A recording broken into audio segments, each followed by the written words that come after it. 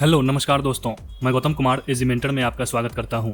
दोस्तों, मायने यह नहीं रखता कि आपके पास जानकारी कितनी है, मायने यह रखता है कि आपका प्रदर्शन एग्जाम में कैसा रहता है। आपके पास जानकारी बहुत है लेकिन आप एग्जाम में 100% नहीं दे पाए, अपना बेस्ट नहीं दे पाए तो सारा मेहनत आपका व्यर्थ है। अब सवाल यह उठता है कि आप एग्जाम में अपना प्रदर्शन बेहतर कैसे करेंगे, अपनी तैयारी का 100% यूटिलाइज कैसे करेंगे। तो इसका सिर्फ और सिर्फ एक ही जवाब है दोस्तों, सेट प्रैक्टिस। सेट प्रैक्टिस आप जितना करेंगे आपका प्रदर्शन एग्जाम में उतना ही बेहतर होगा, क्वेश्चन पे आपकी पकड़ उतनी ही ज़्यादा होगी। तो दोस्तों, आप तैयारी जैसे भी करते हो, चाहे आप लुसेंट पढ़ते हो, क्राउन पढ़ते हो, एसपीडी पढ़ते हो या फिर कोई अन्य बुक पढ़ते हो, उनको पढ़ते रहिए और साथ ही साथ पूरे दिन में कम से कम एक सेट की प्रैक्टिस जरूर कीजिए।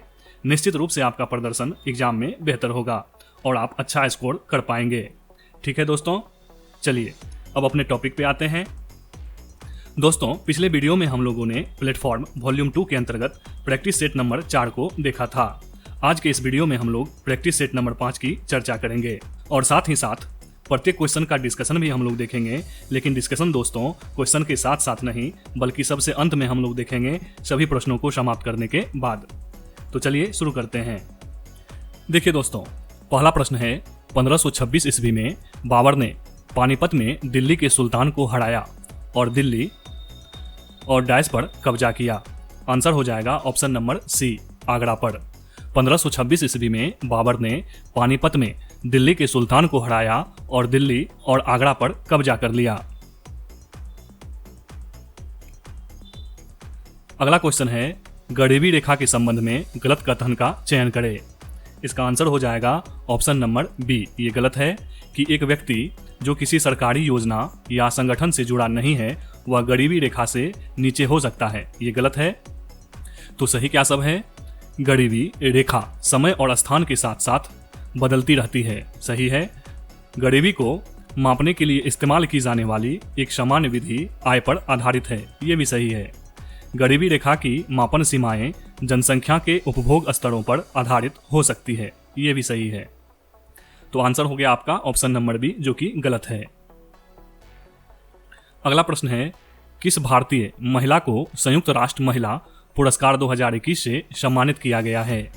इसका आंसर हो जाएगा option number D, Divya Hegde को। किस भारतीय महिला को संयुक्त राष्ट्र महिला पुरस्कार 2021 से सम्मानित किया गया है? दिव्या हेगड़े को। किसने राष्ट्रीय अल्पसंख्यक आयोग के अध्यक्ष के रूप में कार्यभार ग्रहण किया है? आंसर हो जाएगा option number D, Iqbal Singh Lalpura ने। किसने राष्ट्रीय अल्पसंख्यक आयोग के अध्यक्ष के रूप में कार्यभार ग्रहण किया है? इकबाल सिंह लालपुरा ने। अगला प्रश्न है, निम्नलिखित में से कौन जम्मू और कश्मीर का लोक नृत्य है? इसका आंसर हो जाएगा ऑप्शन नंबर डी, डमहल। निम्नलिखित में से कौन जम्मू और कश्मीर का लोक नृत्य है? डमहल।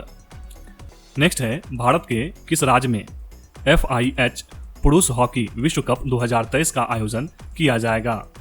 आंसर हो जाएगा ऑप्शन नंबर सी, ओडिशा में। भारत के किस राज्य में FIH पुरुष हॉकी विश्व कप 2023 का आयोजन किया जाएगा? ओडिशा में। केंद्रीय रेल विद्युतीकरण संगठन का मुख्यालय कहाँ स्थित है? आंसर हो जाएगा ऑप्शन नंबर ए, इलाहाबाद में। केंद्रीय रेल विद्युतीकरण संगठन का मुख्यालय कहाँ पर स्थित है? इलाहाबाद में, ऑप्शन नंबर ए। स्तूप को घेरने वाली लकड़ी या पत्थर के घेरे रेलिंग को क्या कहते हैं? आंसर हो जाएगा ऑप्शन नंबर बी, वेदिका। स्तूप को घेरने वाली लकड़ी या पत्थर के घेरे या रेलिंग को क्या कहते हैं? वेदिका। निम्नलिखित में से किस स्मारक को हैदराबाद की पहली इमारत के रूप में सूचीबद्ध किया गया है? आंसर हो जाएगा ऑप्शन नंबर बी, चार मीनार को। निम्नलिखित में से किस स्मारक को हैदराबाद की पहली इमारत के रूप में सूचित किया गया है? चार मीनार को। नेक्स्ट है, निम्नलिखित में से किस वर्ष में भारतीय लघु उद्योग विकास बैंक की स्थापना की गई थी? आंसर हो जाएगा ऑप्शन नंबर डी, 1990 में। निम्नलिखित में से किस वर्ष में भारतीय लघु उद्योग विकास बैंक की स्थापना की गई थी? 1990 में। निम्नलिखित में से कौन सा एक जैव आरक्षित क्षेत्र बायोस्फीयर रिजर्व है जो मेघालय में स्थित गारो हिल्स का एक भाग है? इसका आंसर हो जाएगा ऑप्शन नंबर बी, नोकरेक। निम्नलिखित में से कौन सा एक जैव आरक्षित क्षेत्र यानी कि बायोस्फीयर रिजर्व है जो मेघालय में स्थित गारो हिल्स का एक भाग है? नोकरेक।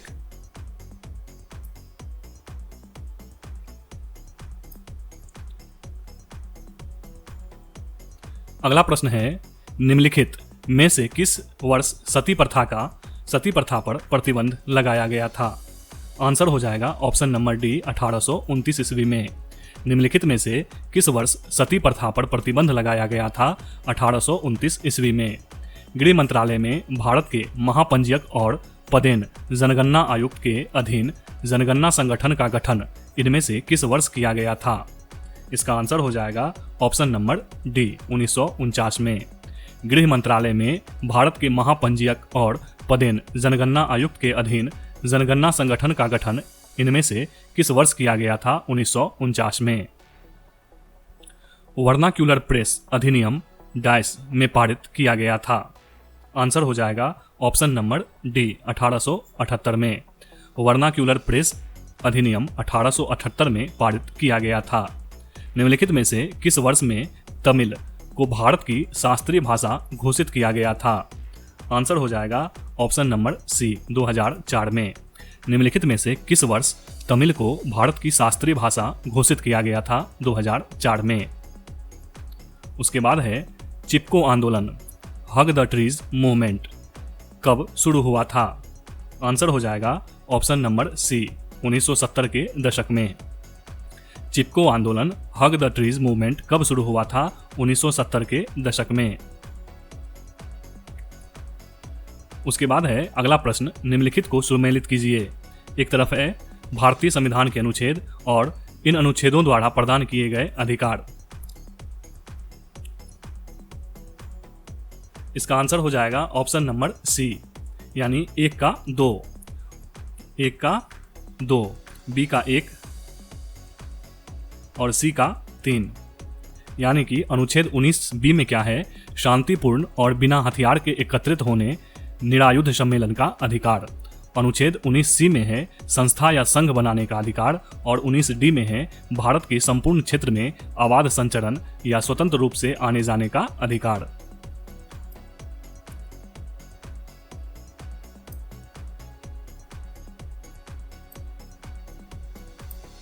अगला प्रश्न है, भारत सरकार ने डाइस में द्वितीय पिछड़ा वर्ग आयोग की नियुक्ति की थी जिसे मंडल आयोग के नाम से जाना जाता था। आंसर हो जाएगा ऑप्शन नंबर डी, 1979 ईस्वी में। भारत सरकार ने 1979 ईस्वी में द्वितीय पिछड़ा वर्ग आयोग की नियुक्ति की थी जिसे मंडल आयोग के नाम से जाना जाता है।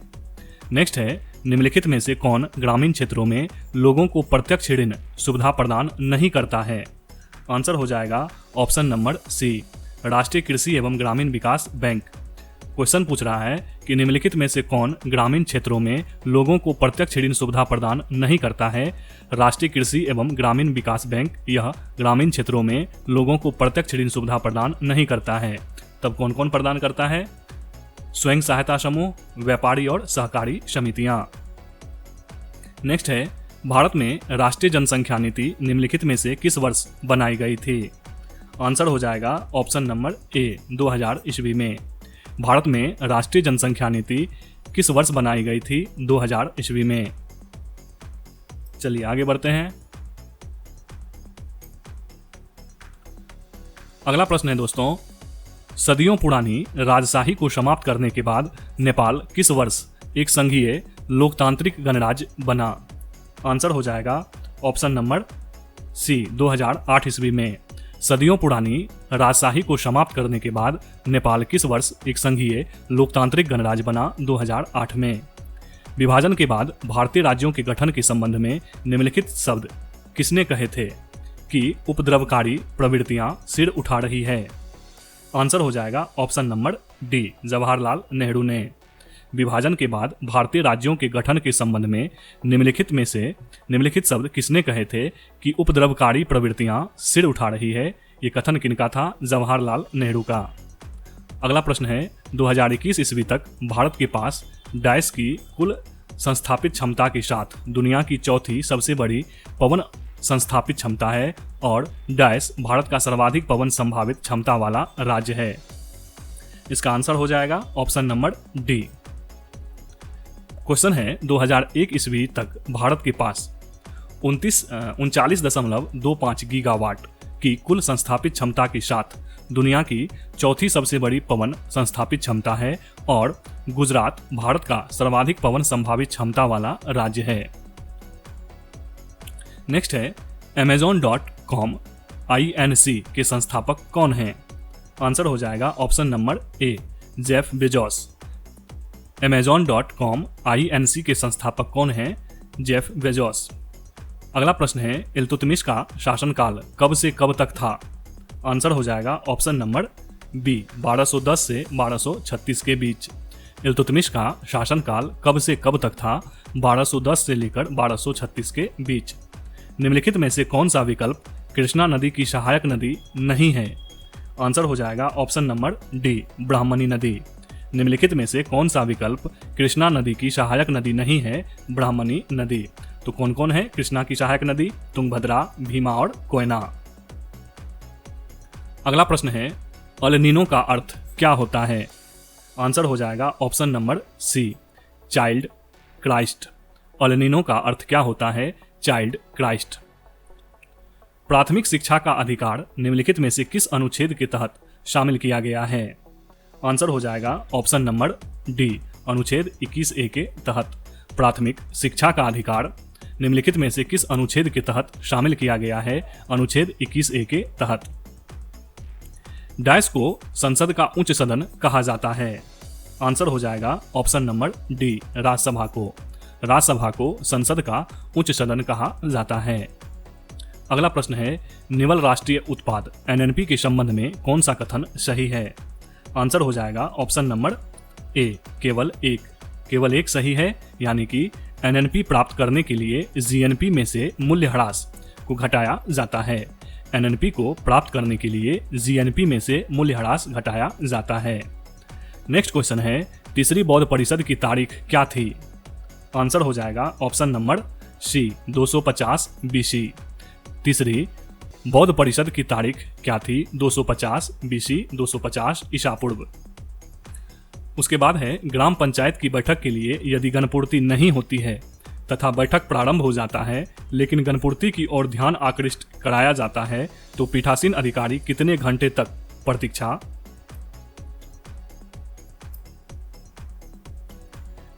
करता है? फिर भी गणपूर्ति नहीं होने पर अगले दिन या भविष्य के लिए बैठक को स्थगित कर देता है। आंसर हो जाएगा ऑप्शन नंबर बी, 1 घंटे तक।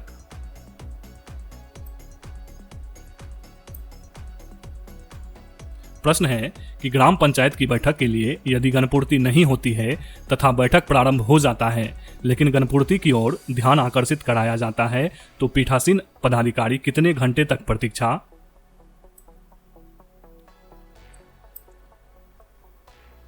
करता है? फिर भी गणपूर्ति नहीं होने पर अगले दिन या भविष्य के लिए बैठक को स्थगित कर देता है, 1 घंटे तक प्रतीक्षा करता है।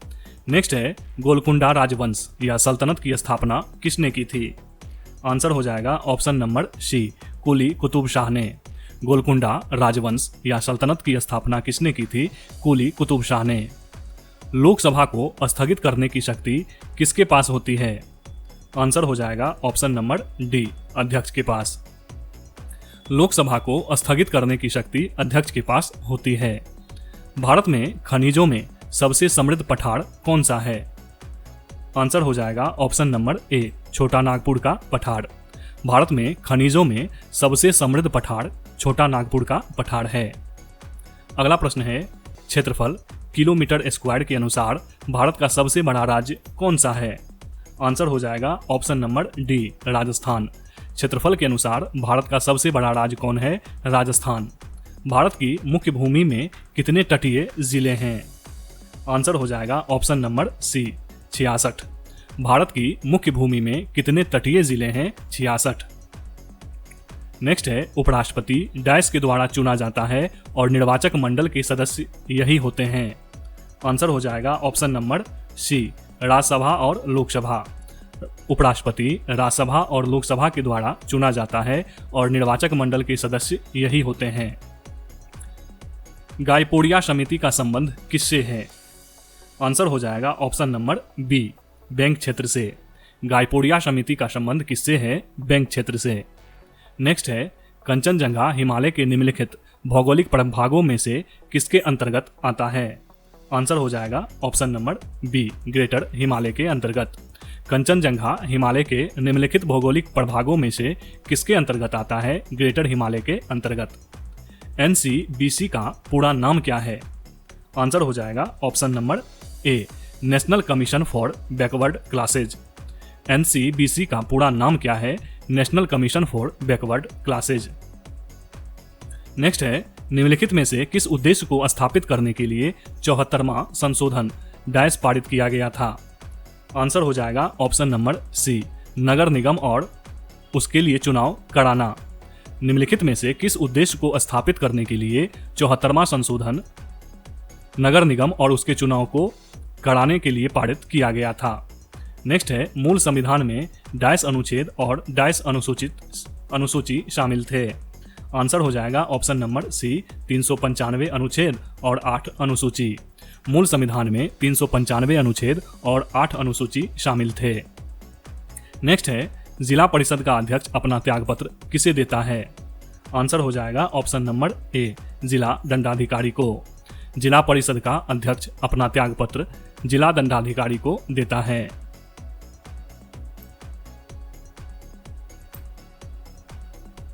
अगला प्रश्न है, तुगलक की शासक अवधि कब से कब तक थी? आंसर हो जाएगा ऑप्शन नंबर बी, 1320 से लेकर 1414 ईस्वी तक। तुगलक की शासन अवधि कब से कब तक थी? 1320 से लेकर 1414 ईस्वी के बीच। नेक्स्ट है, तमाशा निम्नलिखित में से किस राज्य का लोक नृत्य है? तमाशा निम्नलिखित में से किस राज्य का लोक नृत्य है? आंसर हो जाएगा ऑप्शन नंबर बी, महाराष्ट्र का। तमाशा महाराष्ट्र का लोक नृत्य है। CPIRL के लिए क्या काम करता है? आंसर हो जाएगा option number A, consumer price index for the rural labours. CPIRL के लिए क्या काम करता है? Consumer price index for the rural labours. Next है, निम्नलिखित में से कौन दक्षिण भारत का एक राजवंश नहीं था? आंसर हो जाएगा ऑप्शन नंबर ए, हर्यक वंश। निम्नलिखित में से कौन दक्षिण भारत का एक राजवंश नहीं था? हर्यक वंश। उसके बाद है, ओलंपिक खेलों के मैराथन इवेंट में कितनी दूरी तय की जानी चाहिए? आंसर हो जाएगा option number C, 42.195 metre. Olympic खेलों के मैराथन इवेंट में कितनी दूरी तय की जानी चाहिए? 42.195 मीटर। नेक्स्ट है, राष्ट्रीय प्रौढ़ शिक्षा कार्यक्रम NAEP की शुरुआत की गई थी, कब की गई थी? आंसर हो जाएगा ऑप्शन नंबर बी, अक्टूबर 1978 में।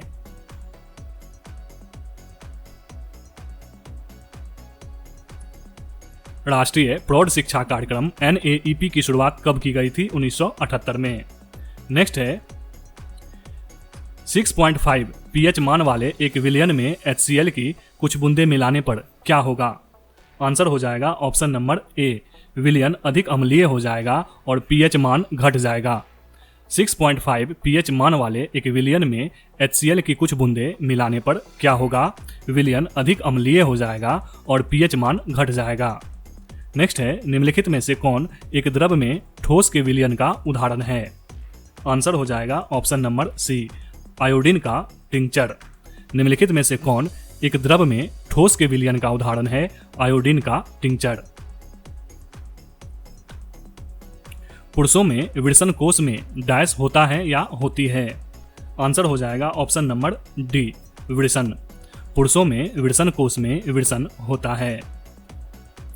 88 ग्राम कार्बन डाइऑक्साइड में कार्बन के कितने परमाणु मौजूद होते हैं?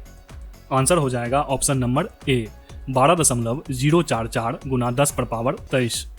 88 ग्राम कार्बन डाइऑक्साइड में कार्बन के कितने परमाणु मौजूद होते हैं? 12.044 गुना 10⁻23। अगला प्रश्न है, एक तत्व X आवर्त सारणी के तीसरे आवर्त से संबंधित है और यह अक्रिय गैस विन्यास प्राप्त करने के लिए XQ ऋणायन बनाता है, तब X का परमाणु क्रमांक क्या होगा? आंसर हो जाएगा ऑप्शन नंबर ए 15। एक तत्व X आवर्त सारणी के तीसरे आवर्त से संबंधित है और यह अक्रिय गैस विन्यास प्राप्त करने के लिए XQ ऋणायन बनाता है, तो X का परमाणु क्रमांक क्या होगा? 15। नेक्स्ट है, एक वस्तु को एक उत्तल लेंस के अक्ष पर उसके फोकस F1 और प्रकाशिक केंद्र O के बीच स्थित एक बिंदु पर रखा जाता है, निर्मित प्रतिबिंब डैश होगा। आंसर हो जाएगा ऑप्शन नंबर सी आभासी और बड़ा। एक वस्तु को एक उत्तल लेंस के अक्ष पर उसके फोकस F1 और प्रकाशिक केंद्र O के बीच स्थित एक बिंदु पर रखा जाता है, निर्मित प्रतिबिंब आभासी और बड़ा होगा।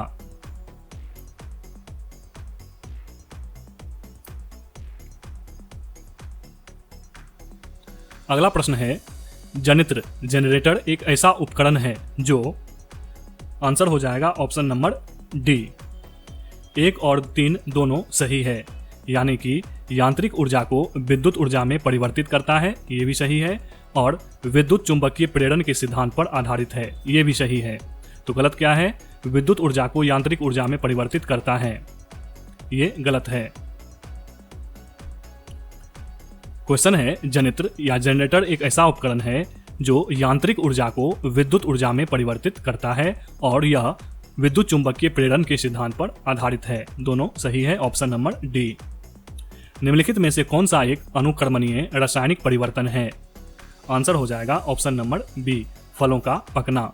निम्नलिखित में से कौन सा एक अनुक्रमणीय रासायनिक परिवर्तन है? फलों का पकना।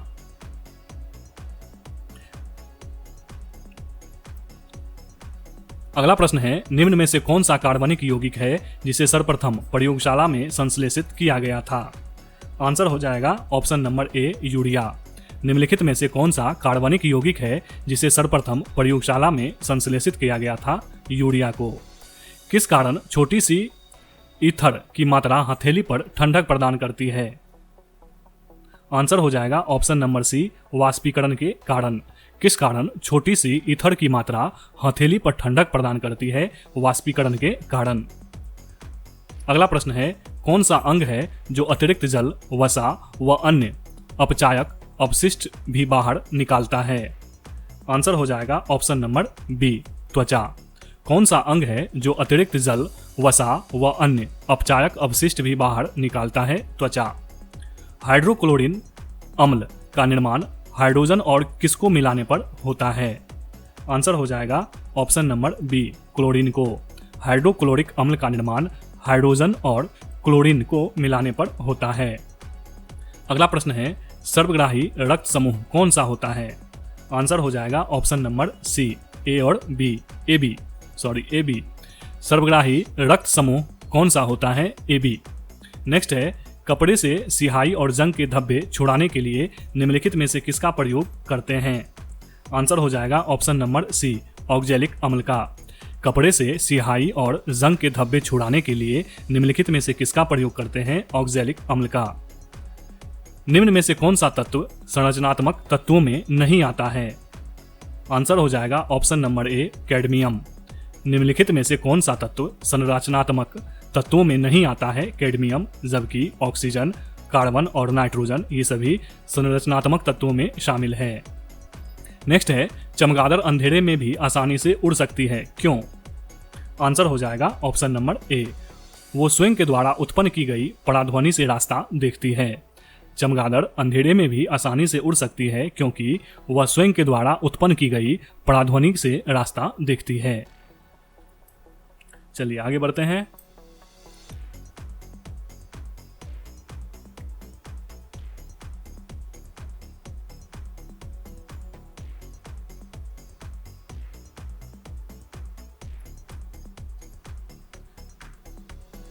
नेक्स्ट क्वेश्चन है, विकृति गंधिता किस प्रकार की अभिक्रिया का उदाहरण है? इसका आंसर हो जाएगा ऑप्शन नंबर सी ऑक्सीकरण अभिक्रिया का। विकृत गंधिता किस प्रकार की अभिक्रिया का उदाहरण है? ऑक्सीकरण अभिक्रिया का। निम्नलिखित में से कौन सा तत्व हमारे खाई जाने वाली चीनी की रासायनिक संरचना में शामिल नहीं होता है? आंसर हो जाएगा ऑप्शन नंबर डी, नाइट्रोजन। निम्नलिखित में से कौन सा तत्व हमारे खाए जाने वाले चीनी की रासायनिक संरचना में शामिल नहीं होता है नाइट्रोजन, जबकि शामिल क्या सब होता है हाइड्रोजन, ऑक्सीजन और कार्बन। नेक्स्ट है, सूक्ष्म जीवों को नष्ट करने के लिए निम्नलिखित में से कौन सी दवा का उपयोग किया जाता है। आंसर हो जाएगा ऑप्शन नंबर सी, रोगाणुरोधी। सूक्ष्म जीवों को नष्ट करने के लिए निम्नलिखित में से कौन सी दवा का उपयोग किया जाता है, रोगाणुरोधी दवा का उपयोग किया जाता है। अमोनियम क्लोराइड के संबंध में निम्नलिखित में से कौन सा विकल्प सही है। आंसर हो जाएगा ऑप्शन नंबर बी, यह प्रबल अम्ल और दुर्बल क्षार का लवण है। अमोनियम क्लोराइड के संबंध में निम्नलिखित में से कौन सा विकल्प सही है, यह प्रबल अम्ल और दुर्बल क्षार का लवण है।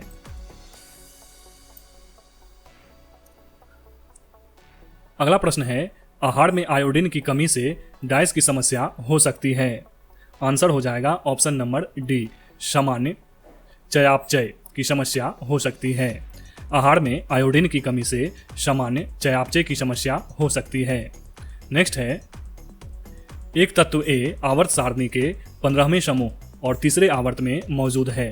यदि इस तत्व के किसी समस्थानिक की द्रव्यमान संख्या 33 है तो समस्थानिक के एक परमाणु में उपस्थित न्यूट्रॉनों की संख्या क्या होगी। आंसर हो जाएगा ऑप्शन नंबर ए, 18। एक तत्व ए आवर्त सारणी के 15वें समूह और तीसरे आवर्त में मौजूद है। यदि इस तत्व के सभी समस्थानिक की द्रव्यमान संख्या 33 है तो समस्थानिक के एक परमाणु में उपस्थित न्यूट्रॉनों की संख्या क्या होगी, 18। नेक्स्ट क्वेश्चन है, एक वस्तु को अवतल दर्पण के अक्ष पर उसकी वक्रता केंद्र से परे एक बिंदु पर रखा जाता है, निर्मित प्रतिबिंब कैसा होगा। आंसर हो जाएगा ऑप्शन नंबर डी, उल्टा और हरासित। एक वस्तु को अवतल दर्पण के अक्ष पर उसके वक्रता केंद्र से परे एक बिंदु पर रखा जाता है तो निर्मित प्रतिबिंब उल्टा और हरासित होगा। अगला क्वेश्चन है, विद्युत कनेक्शन के लिए प्रयुक्त तार तांबे के बने होते हैं क्योंकि तांबा डायस होता है।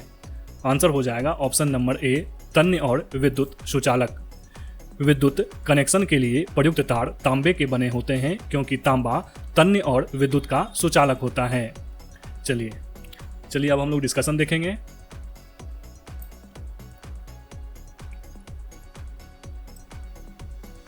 पहला पॉइंट है, 1526 ईस्वी में बाबर ने पानीपत में दिल्ली के सुल्तान को हराया और दिल्ली और आगरा पर कब्जा कर लिया।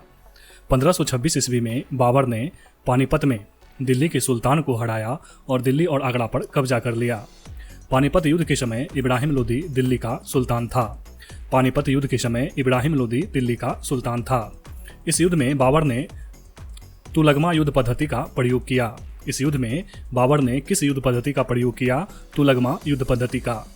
इस युद्ध में बाबर ने तोपों को सजाने में उस्मानी पद्धति का प्रयोग किया था। इस युद्ध में बाबर ने तोपों को सजाने में उस्मानी पद्धति का प्रयोग किया था। पानीपत के युद्ध में बाबर ने तोपखाने का नेतृत्व उस्ताद अली और मुस्तफ़ा खां नामक दो योग्य तोपची ने किया था। पानीपत के युद्ध में बाबर के तोपखाने का नेतृत्व उस्ताद अली और मुस्तफ़ा खां नामक दो योग्य तोपची ने किया था। भारत विजय के उपलक्ष्य में बाबर ने प्रत्येक काबुल निवासी को एक एक चांदी का सिक्का उपहार स्वरूप दिया था। भारत विजय के उपलक्ष्य में बाबर ने प्रत्येक काबुल निवासी को एक एक चांदी का सिक्का उपहार स्वरूप दिया था। उसके बाद है, अपनी इस उदारता के कारण उसे कलंदर की उपाधि दी गई। किसको, बाबर को। अपनी इस उदारता के कारण बाबर को कलंदर की उपाधि दी गई। इस युद्ध में विजय का श्रेय बाबर ने अपने धनुर्धारियों को दिया था। इस युद्ध में विजय का श्रेय बाबर ने किसे दिया, धनुर्धारियों को। अगला पॉइंट है, गरीबी रेखा के संबंध में एक व्यक्ति जो किसी सरकारी योजना या संगठन से जुड़ा नहीं है वह गरीबी रेखा से नीचे हो सकता है। ये कथन गलत है, ये ऑप्शन के अनुसार था। उसके बाद है, अर्थशास्त्रियों और नीति निर्माताओं द्वारा उपयोग पर होने वाले व्यय के गरीबी रेखा से नीचे चले जाने की स्थिति को पूर्ण गरीबी के रूप में परिभाषित किया जाता है। अर्थशास्त्रियों और नीति निर्माताओं द्वारा उपयोग होने वाले व्यय के गरीबी रेखा से नीचे चले जाने की स्थिति को पूर्ण गरीबी के रूप में परिभाषित किया जाता है। वर्तमान में भारत में निर्धनता रेखा या गरीबी रेखा का निर्धारण नीति आयोग करता है। वर्तमान में भारत में निर्धनता या निर्धनता रेखा या गरीबी रेखा का निर्धारण कौन करता है? नीति आयोग। वर्तमान में भारत में निर्धनता रेखा या गरीबी रेखा का निर्धारण कौन करता है? नीति आयोग। बहुआयामी गरीबी सूचकांक भारत में गरीबी की तीव्रता की माप के लिए सबसे उपयुक्त है। बहुआयामी गरीबी सूचकांक भारत में गरीबी की तीव्रता की माप के लिए सबसे उपयुक्त है। दादा भाई नौरोजी की पुस्तक poverty and British rule in India में भारत पहली बार गरीबी के मापन की न्यूनतम आवश्यकताओं की पूर्ति से लगाया था। दादा भाई नौरोजी की पुस्तक poverty and British rule in India में पहली बार गरीबी के मापन की न्यूनतम आवश्यकताओं की पूर्ति से लगाया था। उसके बाद है दमहल जम्मू और कश्मीर का लोक नृत्य है। दमहल कहाँ का लोक नृत्य है? जम्मू और कश्मीर का। उसके बाद है राज्य और नृत्य शैली। जम्मू कश्मीर में कौन सा प्रचलित है? रऊफ, धमाली, हिककात, कूद। रऊफ, धमाली, हिककात और कूद कहाँ प्रचलित है? जम्मू कश्मीर में। चड़कुला, चापपेली, सायरा उत्तर प्रदेश में। चड़कुला, चापपेली और सायरा उत्तर प्रदेश में। लावा, परिचाकाली और कोककाली कहाँ पे? लक्षद्वीप में। लावा, परिचाकाली और कोलकाली लक्षद्वीप में। छोलिया, पोंडो, रनयूत और झोंडा उत्तराखंड में। छोलिया, पोंडो, रनयूत और झोंडा उत्तराखंड में। साद, दोरोगाटा कहाँ पे? मेघालय में। साद, दोरोगाटा मेघालय में। उसके बाद है केंद्रीय रेल विद्युतीकरण संगठन का मुख्यालय इलाहाबाद में स्थित है। केंद्रीय रेल विद्युतीकरण संगठन का मुख्यालय कहाँ पर है? इलाहाबाद में। देश में प्रथम रेलवे विद्युत रेल 3 फरवरी 1925 ईस्वी को मुंबई से कुर्ला के बीच चलाई गई थी। देश में प्रथम विद्युत रेल 3 फरवरी 1925 ईस्वी को मुंबई से कुर्ला के बीच चलाई गई थी। 1832 ईस्वी में रेलवे को लेकर पहला प्रस्ताव मद्रास में प्रस्तुत किया गया था। 1832 ईस्वी में रेलवे को लेकर पहला प्रस्ताव मद्रास में प्रस्तुत किया गया था। 16 अप्रैल 1853 ईस्वी में ग्रेट इंडियन पेनिनसुला रेलवे द्वारा संचालित भारत की पहली यात्री ट्रेन बोरी बंदर और थाने के बीच चली थी। 16 अप्रैल 1853 ईस्वी में ग्रेट इंडियन पेनिनसुला रेलवे द्वारा संचालित भारत की पहली यात्री ट्रेन बोरी बंदर और थाने के बीच चली थी। Diesel locomotive works diesel engine निर्माण वाराणसी में स्थित है। Diesel locomotive works diesel engine निर्माण वाराणसी में स्थित है। डीजल इंजन के कलपुर्जे का निर्माण पटियाला में होता है। डीजल इंजन के कलपुर्जे का निर्माण कहाँ होता है? पटियाला में। अगला पॉइंट है स्तूप को घेरने वाली लकड़ी या पत्थर के घेरे रेलिंग को वेदिका कहते हैं। स्तूप को घेरने वाली लकड़ी या पत्थर के घेरे रेलिंग को क्या कहते हैं? वेदिका। स्तूप बौद्ध कला से संबंधित है। स्तूप किससे संबंधित है? बौद्ध कला से। स्तूप अर्धवृत्ताकार संरचना है जो चबूतरे के ऊपर एक उल्टे कटोरे की आकृति के रूप में होता है। इस अर्धवृत्त को अंड कहा जाता है। स्तूप अर्धवृत्ताकार संरचना होता है जो चबूतरे के ऊपर एक उल्टे कटोरे की आकृति के रूप में होता है। इस अर्धवृत्त को अंड कहा जाता है। इसके शीर्ष पर हर्मिक नायक संरचना होती है जहां बुद्ध या किसी शिष्य के अवशेष रखे जाते हैं। इसके शीर्ष पर हर्मिक नायक संरचना होती है जहां बुद्ध या किसी शिष्य के अवशेष रखे जाते हैं। उसके बाद है स्तूप के प्रकार।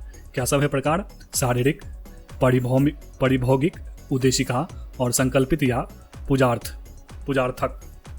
स्तूप के प्रकार हैं शारीरिक, पारिभौगिक, उद्देशिका, संकल्पित या पूजार्थक।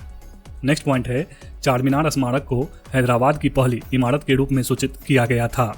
चार मीनार स्मारक को हैदराबाद की पहली इमारत के रूप में सूचित किया गया था। 1891 ईस्वी में हैदराबाद में मोहम्मद कुली कुतुब शाह द्वारा बनवाई गई।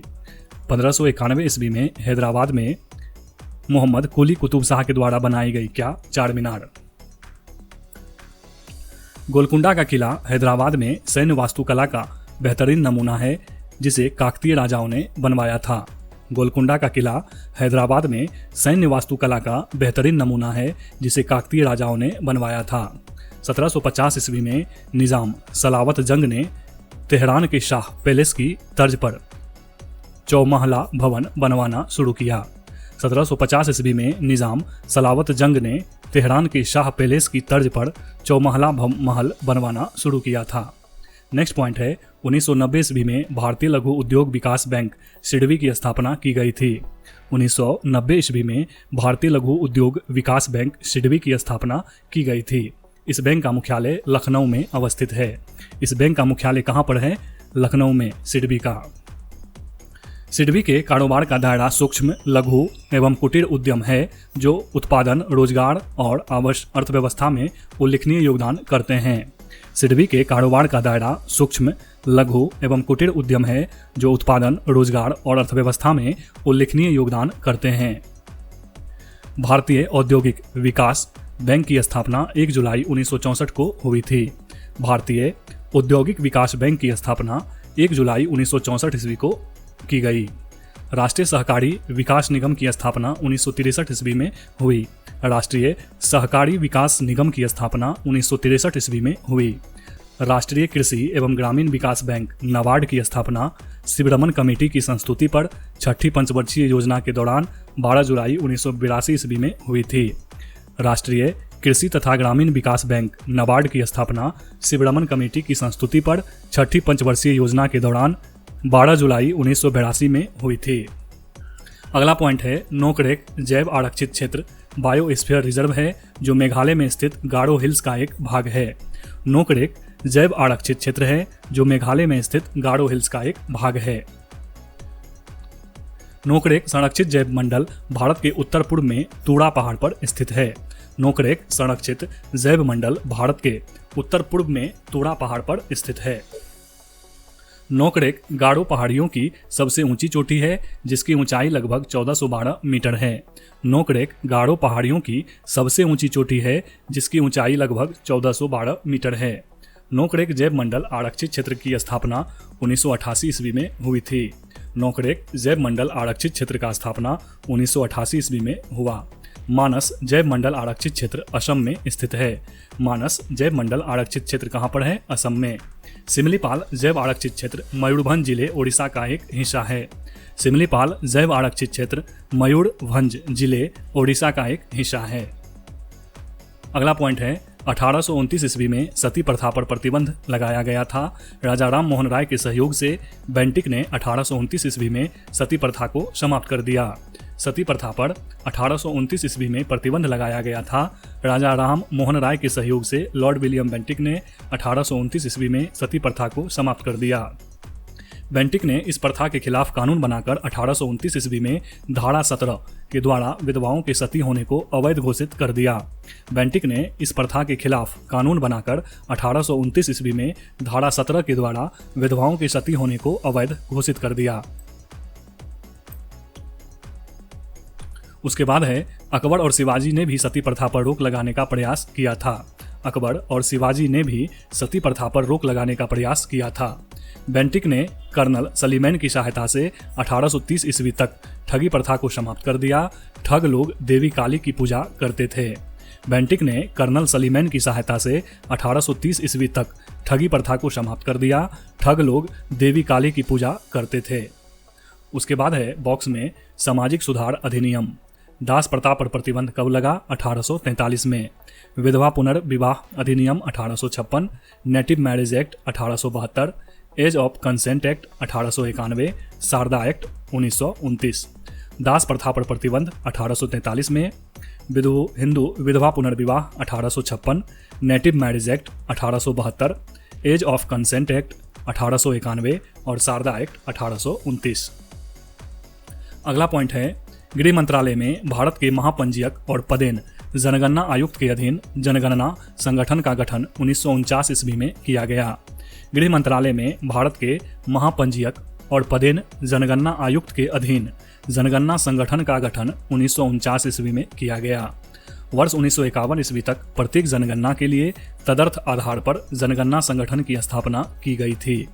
1951 ईस्वी तक प्रत्येक जनगणना के लिए तदर्थ आधार पर जनगणना संगठन की स्थापना की गई थी।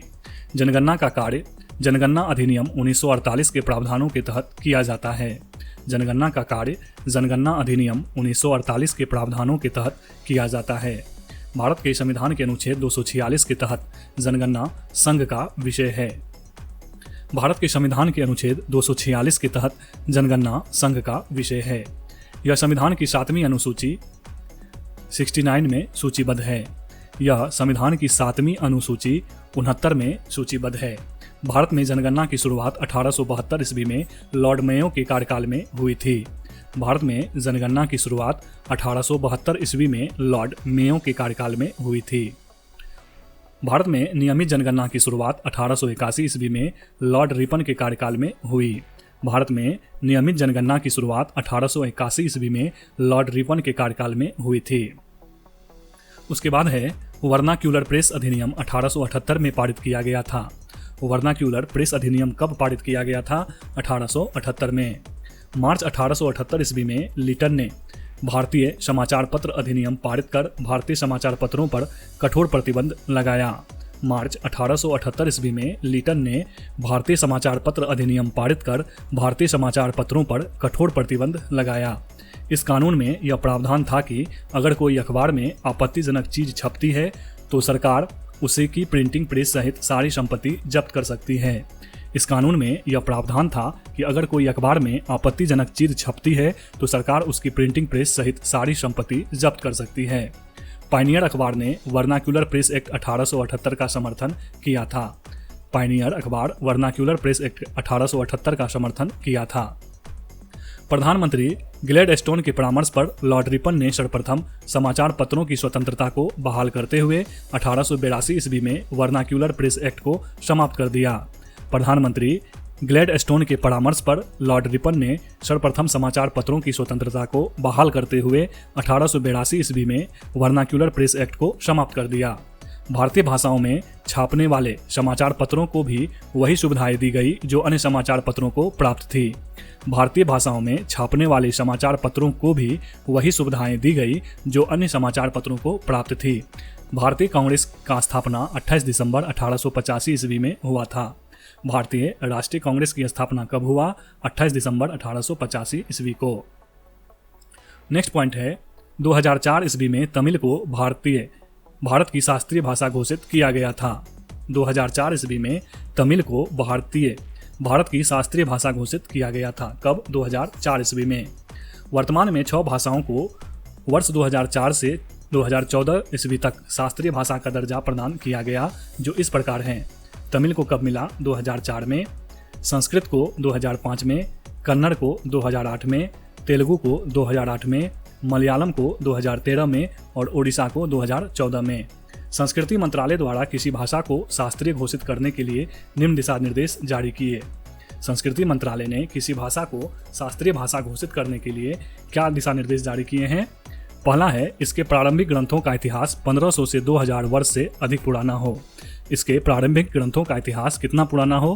1500 से 2000 वर्ष से अधिक। उसके बाद है, प्राचीन साहित्य या ग्रंथों का एक हिस्सा हो जिसे बोलने वाले लोगों की पीढ़ियों द्वारा एक मूल्यवान विरासत माना जाता है।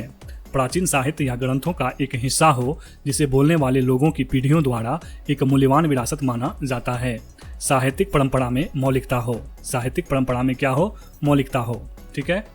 उसके बाद अगला पॉइंट है, चिपको आंदोलन हग द ट्रीज मूवमेंट 1970 ईस्वी के दशक में शुरू हुआ था। चिपको आंदोलन कब शुरू हुआ था? 1970 ईस्वी के दशक में। चिपको आंदोलन का नेतृत्व सुंदरलाल बहुगुणा ने प्रदान किया था। चिपको आंदोलन का नेतृत्व कौन किया था? सुंदरलाल बहुगुणा ने। इन्होंने दलितों को मंदिर में प्रवेश दिलाने के लिए भी आंदोलन चलाए थे। सुंदरलाल बहुगुणा ने दलितों को मंदिर में प्रवेश दिलाने के लिए भी आंदोलन चलाए थे। चिपको आंदोलन के कारण आज विश्व भर में ये वृक्ष मित्र के नाम से प्रसिद्ध है। चिपको आंदोलन के कारण आज विश्व भर में ये कौन? सुंदरलाल बहुगुणा वृक्ष मित्र के नाम से प्रसिद्ध हैं। भारत सरकार ने इन्हें 1981 ईस्वी में पद्मश्री एवं 2009 ईस्वी में पद्म विभूषण से अलंकृत किया। भारत सरकार ने इन्हें यानी कि सुंदरलाल बहुगुणा को 1981 ईस्वी में पद्मश्री एवं 2009 ईस्वी में पद्म विभूषण से अलंकृत किया। उसके बाद है अनुच्छेद और उससे संबंधित प्रावधान। अनुच्छेद 19B में क्या है? शांतिपूर्वक और बिना हथियारों के एकत्रित होने का अधिकार। अनुच्छेद 19C में है संस्था या संघ बनाने का अधिकार। अनुच्छेद 19D में है भारत में संपूर्ण क्षेत्र में आवाज संचरण का अधिकार। ये सभी किसमें है? अनुच्छेद 19 में। उसके बाद है मूल संविधान में अनुच्छेद 19 के अंतर्गत 7 स्वतंत्रता का अधिकार दिया गया था। मूल संविधान में अनुच्छेद 19 के अंतर्गत कितने प्रकार का स्वतंत्रता का अधिकार दिया गया था? 7। 44वें संविधान संशोधन अधिनियम 1978 के द्वारा संपत्ति की स्वतंत्रता को मौलिक अधिकार से निकाल दिया गया। 44वें संविधान संशोधन अधिनियम 1978 के द्वारा संपत्ति की स्वतंत्रता को मौलिक अधिकार से निकाल दिया गया। तो वर्तमान में कितनी स्वतंत्रता शेष रह गई? 6। लिखा है वर्तमान में 6 स्वतंत्रता का अधिकार है, जिसमें पहला है अनुच्छेद 19A बोलने की स्वतंत्रता, 19B शांतिपूर्वक सभा सम्मेलन करने की स्वतंत्रता, 19C संघ बनाने की स्वतंत्रता, 19D देश में आबाद संचरण की स्वतंत्रता, 19E देश में किसी भी कहीं भी निवास करने की स्वतंत्रता, 19F संपत्ति की स्वतंत्रता जो अब निरस्त हो गई है, और 19G कोई भी व्यापार एवं कारोबार करने की स्वतंत्रता। अगला पॉइंट है, भारतीय सरकार ने 1979 ईस्वी में द्वितीय पिछड़ा वर्ग आयोग की नियुक्ति की थी, जिसे मंडल आयोग के नाम से जाना जाता है। भारतीय सरकार ने 1979 ईस्वी में द्वितीय पिछड़ा वर्ग आयोग की नियुक्ति की थी, जिसे मंडल आयोग के नाम से जाना जाता है। 1 जनवरी 1979 को मोरारजी देसाई सरकार ने बिहार के पूर्व मुख्यमंत्री बिंदेश्वरी प्रसाद मंडल को द्वितीय वर्ग आयोग का अध्यक्ष बनाया था। 1 जनवरी 1979 ईस्वी को मोरारजी देसाई की सरकार ने बिहार के पूर्व मुख्यमंत्री बिंदेश्वरी प्रसाद मंडल को द्वितीय वर्ग आयोग का अध्यक्ष बनाया था। बीपी मंडल ने 2 साल बाद 31 दिसंबर 1980 को अपनी रिपोर्ट सौंपी। बीपी मंडल ने कब अपनी रिपोर्ट सौंपी? 2 साल के बाद, दिसंबर 1980 में। उसके बाद है जनवरी 1953 ईस्वी में JL नेहरू सरकार ने समाज सुधारक काका कालेलकर की अध्यक्षता में प्रथम पिछड़ा वर्ग आयोग की स्थापना की थी। जनवरी 1953 ईस्वी में जवाहरलाल नेहरू सरकार ने समाज सुधारक काका कालेलकर की अध्यक्षता में प्रथम पिछड़ा वर्ग आयोग की स्थापना की थी। कब? 1953 में। दूसरा कब हुआ था? 1979 में।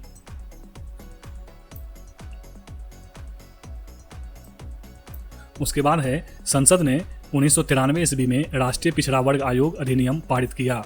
संसद ने 1993 ईस्वी में राष्ट्रीय पिछड़ा वर्ग आयोग अधिनियम पारित किया। राष्ट्रीय पिछड़ा वर्ग आयोग में 5 सदस्य होते हैं, जिसमें अध्यक्ष, उपाध्यक्ष तथा 3 अन्य सदस्य शामिल हैं। राष्ट्रीय पिछड़ा वर्ग आयोग में NCBC में कितने सदस्य होते हैं? 5 सदस्य, जिसमें अध्यक्ष और उपाध्यक्ष को जोड़ के 3 अन्य सदस्य यानी टोटल 5 सदस्य होते हैं। इनकी नियुक्ति राष्ट्रपति द्वारा हस्ताक्षरित एवं उसके मोहरयुक्त आदेश द्वारा होती है।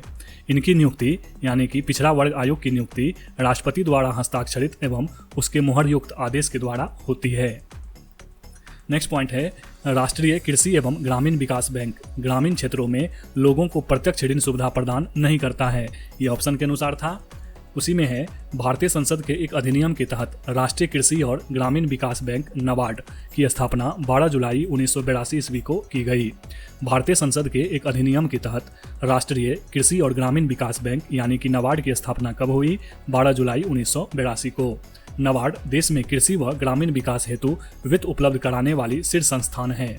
नाबार्ड देश में कृषि व ग्रामीण विकास हेतु वित्त उपलब्ध कराने वाली शीर्ष संस्थान है। इसकी स्थापना नाबार्ड की स्थापना शिवरमन कमेटी की संस्तुति पर की गई थी। नाबार्ड की स्थापना किसकी संस्तुति पर की गई थी? शिवरमन कमेटी की संस्तुति पर। किसान क्रेडिट कार्ड का आरंभ करने तथा स्वयं सहायता समूहों को बैंक से जोड़ने में नाबार्ड की महत्वपूर्ण भूमिका रही है। किसान क्रेडिट कार्ड का आरंभ करने तथा स्वयं सहायता समूहों को बैंकों से जोड़ने में नाबार्ड की महत्वपूर्ण भूमिका रही है। किसान क्रेडिट कार्ड योजना की शुरुआत 1998 ईस्वी में की गई थी। किसान क्रेडिट कार्ड योजना की शुरुआत कब की गई थी? 1998 ईस्वी में। भारत में राष्ट्रीय जनसंख्या नीति 2000 ईस्वी में बनाई गई थी। भारत में राष्ट्रीय जनसंख्या नीति कब बनाई गई थी? 2000 ईस्वी में। राष्ट्रीय जनसंख्या आयोग के अध्यक्ष प्रधानमंत्री होते हैं। राष्ट्रीय जनसंख्या आयोग के अध्यक्ष कौन होते हैं? प्रधानमंत्री। ये नीति डॉक्टर M.S. स्वामीनाथन की अध्यक्षता में गठित एक विशेषज्ञ दल की रिपोर्ट पर आधारित है। राष्ट्रीय जनसंख्या नीति डॉक्टर M.S. स्वामीनाथन की अध्यक्षता में गठित एक विशेषज्ञ दल की रिपोर्ट पर आधारित है। इस जनसंख्या नीति का प्रमुख उद्देश्य प्रजनन तथा शिशु स्वास्थ्य की देखभाल के लिए बेहतर सेवा तंत्र की स्थापना करना है। इस जनसंख्या नीति का प्रमुख उद्देश्य प्रजनन तथा शिशु स्वास्थ्य की देखभाल के लिए बेहतर सेवा तंत्र की स्थापना करना है। गर्भ निरोधकों और स्वास्थ्य सुविधाओं के बुनियादी ढांचे की आवश्यकताएं पूरी करना है। गर्भ निरोधकों और स्वास्थ्य सुविधाओं के बुनियादी ढांचे की आवश्यकताएं पूरी करना है। इसका दीर्घकालीन लक्ष्य जनसंख्या में साल 2045 तक स्थायित्व प्राप्त करना है। इसका दीर्घकालीन लक्ष्य क्या है? जनसंख्या में साल 2045 तक स्थायित्व प्राप्त करना है। अब भारत में जनसंख्या स्थितीकरण की संभावना 1970 ईस्वी तक होने की संभावना है। पहले क्या था? 2045 तक, लेकिन अब भारत में जनसंख्या स्थिरीकरण की संभावना 1970 ईस्वी तक होने की संभावना है। भारत में सबसे पहले जनसंख्या नीति बनाने का सुझाव साल 1960 में एक विशेषज्ञ समूह ने दिया था। भारत में सबसे पहले जनसंख्या नीति बनाने का सुझाव साल 1960 ईस्वी में एक विशेषज्ञ समूह ने दिया था।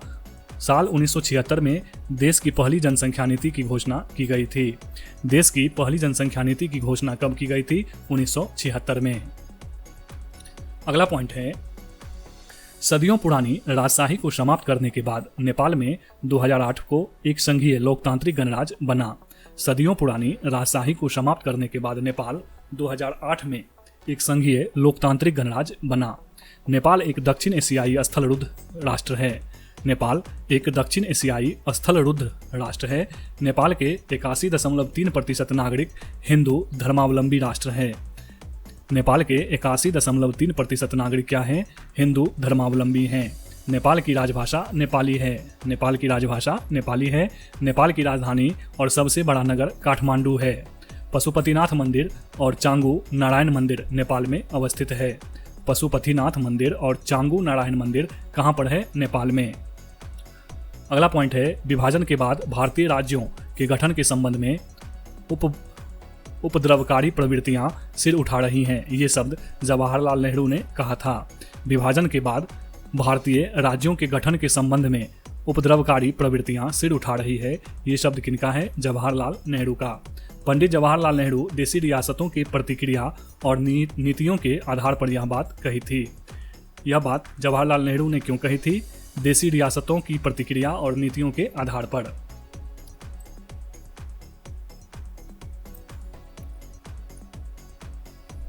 नेक्स्ट पॉइंट है,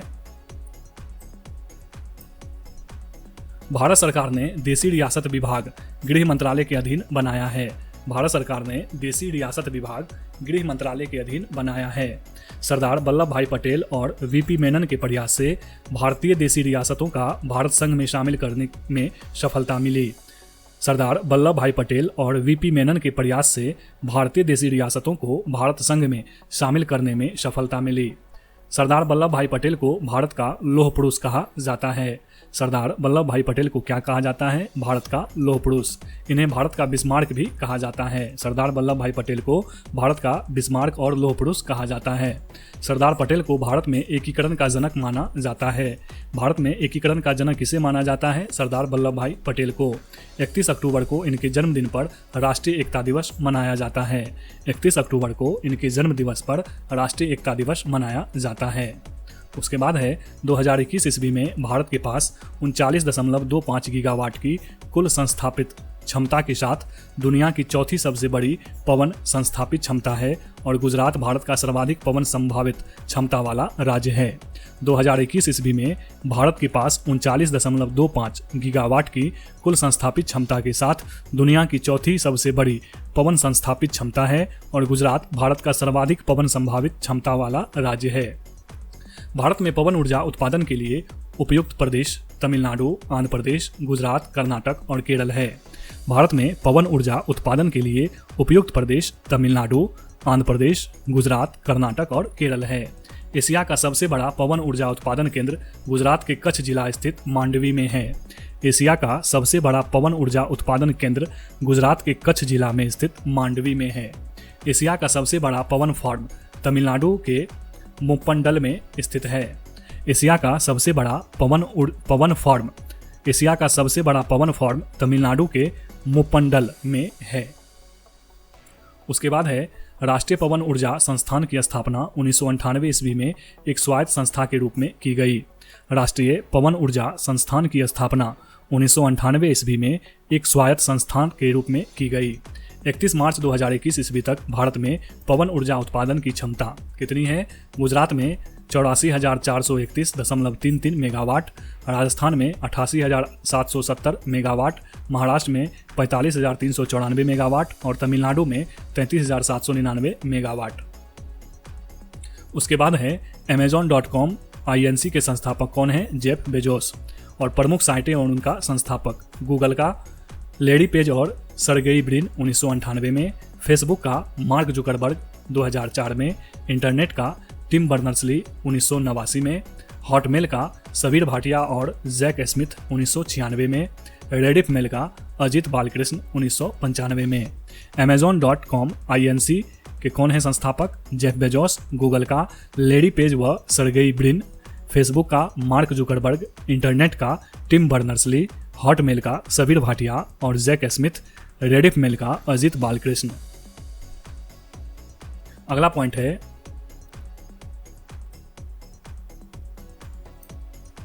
इल्तुतमिश का शासनकाल 1210 से 1236 ईस्वी के बीच था। इल्तुतमिश इलवरी जाति का तुर्क सुल्तान था। इल्तुतमिश को दिल्ली सल्तनत का वास्तविक संस्थापक माना जाता है। इन्हें गुलामों का गुलाम कहा जाता है। इन्होंने 40 तुर्क अमीर तथा गुलामों के दल को संगठित किया, जिसे तुर्कान ए चिहालगानी या चालीसा दल कहा जाता है। इल्तुतमिश ऐबक का शासनकाल 1206 से 1210 के बीच तक था। रजिया सुल्तान का शासन 1236 से 1240 ईस्वी तक था। इल्तुतमिश का शासनकाल 1210 से 1236 ईस्वी तक था। इल्तुतमिश अलवरी जाति का तुर्क था। इल्तुतमिश को दिल्ली सल्तनत का वास्तविक संस्थापक माना जाता है। इन्हें गुलामों का गुलाम कहा जाता है। इन्होंने यानी कि इल्तुतमिश ने 40 तुर्क अमीर तथा गुलामों के दल को संगठित किया, जिसे तुर्कान ए चिहालगानी या चालीसा दल कहा जाता है।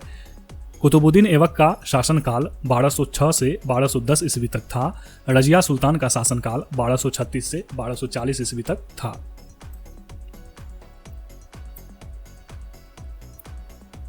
उसके बाद है ब्राह्मणी कृष्णा नदी की सहायक नदी नहीं है, ये ऑप्शन के अनुसार था। अगला है कृष्णा, जिसकी लंबाई कितनी है? 1401 किलोमीटर, प्रायद्वीपीय भारत की दूसरी सबसे बड़ी नदी है, जिसका उद्गम महाराष्ट्र के पश्चिम घाट में महाबलेश्वर के पास होता है। कृष्णा, जिसकी लंबाई है 1401 किलोमीटर, प्रायद्वीपीय भारत की दूसरी सबसे बड़ी नदी है, जिसका उद्गम महाराष्ट्र के पश्चिम घाट में महाबलेश्वर के पास होता है। इसकी सहायक नदियों में तुंगभद्रा, कोयना, घाटप्रभा, मालप्रभा, मूसी, भीमा आदि प्रमुख है। कृष्णा की सहायक नदियों में तुंगभद्रा, कोयना, घाटप्रभा, मालप्रभा, मूसी, भीमा आदि प्रमुख है। तुंगभद्रा कृष्णा की सबसे बड़ी सहायक नदी है। कृष्णा की सबसे बड़ी सहायक नदी कौन है? तुंगभद्रा। कृष्णा नदी गोदावरी नदी के साथ मिलकर आंध्र प्रदेश में भारत का दूसरा सबसे बड़ा डेल्टा बनाती है। कृष्णा नदी गोदावरी नदी के साथ मिलकर आंध्र प्रदेश में भारत का दूसरा सबसे बड़ा डेल्टा बनाती है। कृष्णा नदी जल विवाद आंध्र प्रदेश, कर्नाटक व महाराष्ट्र के मध्य है। कृष्णा नदी जल विवाद किनके मध्य है? आंध्र प्रदेश, कर्नाटक और महाराष्ट्र के मध्य। अगला पॉइंट है अल नीनो का मतलब चाइल्ड क्राइस्ट होता है। अल नीनो का मतलब क्या होता है? Child Christ. अल नीनो एक जलवायु पैटर्न है जो पूर्वी उष्णकटिबंधीय प्रशांत महासागर में सतही जल के असामान्य रूप से तापन की स्थिति को दर्शाता है। अल नीनो एक जलवायु पैटर्न है जो पूर्वी उष्णकटिबंधीय प्रशांत महासागर में सतही जल के असामान्य रूप से तापन की स्थिति को दर्शाता है। यह अल नीनो दक्षिणी दोलन घटना की उष्ण अवस्था है। अल नीनो दक्षिणी दोलन घटना की उष्ण अवस्था है। अल नीनो की घटना का सबसे पहले पेरू के मछुआरों ने पेरू के तट से दूर सतही जल के असामान्य रूप से गर्म होने के रूप में जाना था। अल नीनो की घटना को सबसे पहले पेरू के मछुआरों ने पेरू के तट से दूर सतही जल के असामान्य रूप से गर्म होने के रूप में जाना था। पेरू के मछुआरों ने मौसम की घटना का नाम नवजात ईसा मसीह के नाम पर रखा था। पेरू के मछुआरों ने मौसम की घटना का नाम नवजात ईसा मसीह के नाम पर रखा था। अगला पॉइंट है प्राथमिक शिक्षा का अधिकार अनुच्छेद 21A के तहत शामिल किया गया है। प्राथमिक शिक्षा का अधिकार अनुच्छेद 21A के तहत शामिल किया गया है। इसे अनुच्छेद 21A के अंतर्गत शामिल किया गया, जिसमें 6 से 14 वर्ष के बच्चों के लिए शिक्षा के अधिकार को एक मौलिक अधिकार बना दिया। इसे अनुच्छेद 21A के अंतर्गत शामिल किया गया है, जिसने 6 से 14 वर्ष के बच्चों के लिए शिक्षा के अधिकार को एक मौलिक अधिकार बना दिया। इसके एक अनुवर्ती कानून शिक्षा के अधिकार अधिनियम 2009 का प्रावधान किया गया। इससे एक अनुवर्ती कानून शिक्षा के अधिकार अधिनियम 2009 का प्रावधान किया गया है।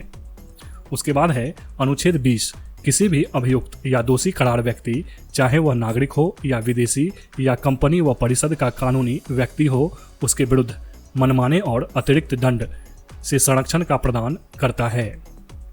अनुच्छेद 20, किसी भी अभियुक्त या दोषी करार व्यक्ति, चाहे वह नागरिक हो या विदेशी या कंपनी व परिषद का कानूनी व्यक्ति हो, उसके विरुद्ध मनमाने अतिरिक्त दंड से संरक्षण प्रदान करता है। अनुच्छेद 19 सभी नागरिकों को 6 प्रकार की स्वतंत्रता का अधिकारों की गारंटी देता है। अनुच्छेद 19 सभी नागरिकों को 6 प्रकार की स्वतंत्रता के अधिकारों की गारंटी देता है। अनुच्छेद 21 में घोषणा की गई है कि किसी व्यक्ति को उसके प्राण या दैहिक स्वतंत्रता से विधि द्वारा स्थापित प्रक्रिया के अनुसार ही वंचित किया जाएगा। अनुच्छेद 21 में घोषणा की गई है कि किसी व्यक्ति को उसके प्राण या दैहिक स्वतंत्रता से विधि द्वारा स्थापित प्रक्रिया के अनुसार ही वंचित किया जाएगा। अगला पॉइंट है, राज्यसभा को संसद का उच्च सदन कहा जाता है। राज्यसभा को संसद का उच्च सदन कहा जाता है। इस सदन की अधिकतम सदस्य की संख्या 250 निर्धारित की गई है। राज्यसभा में अधिकतम सदस्यों की संख्या कितनी निर्धारित की गई है? 250। राज्यसभा के लिए निर्वाचित अनुपातिक प्रतिनिधित्व पद्धति द्वारा एकल संक्रमणीय मत द्वारा किया जाता है। राज्यसभा के लिए निर्वाचन अनुपातिक प्रतिनिधित्व पद्धति द्वारा एकल संक्रमणीय मत द्वारा किया जाता है। राज्यसभा का विघटन नहीं होता है, यह एक अस्थायी सदन होता है। राज्यसभा का विघटन नहीं होता है और यह एक अस्थायी सदन होता है। राज्यसभा में राज्यों को प्रतिनिधित्व उनकी जनसंख्या के अनुपात में दिया गया है। राज्यसभा में राज्यों को प्रतिनिधित्व कैसे दिया गया है? उसकी जनसंख्या के आधार पर।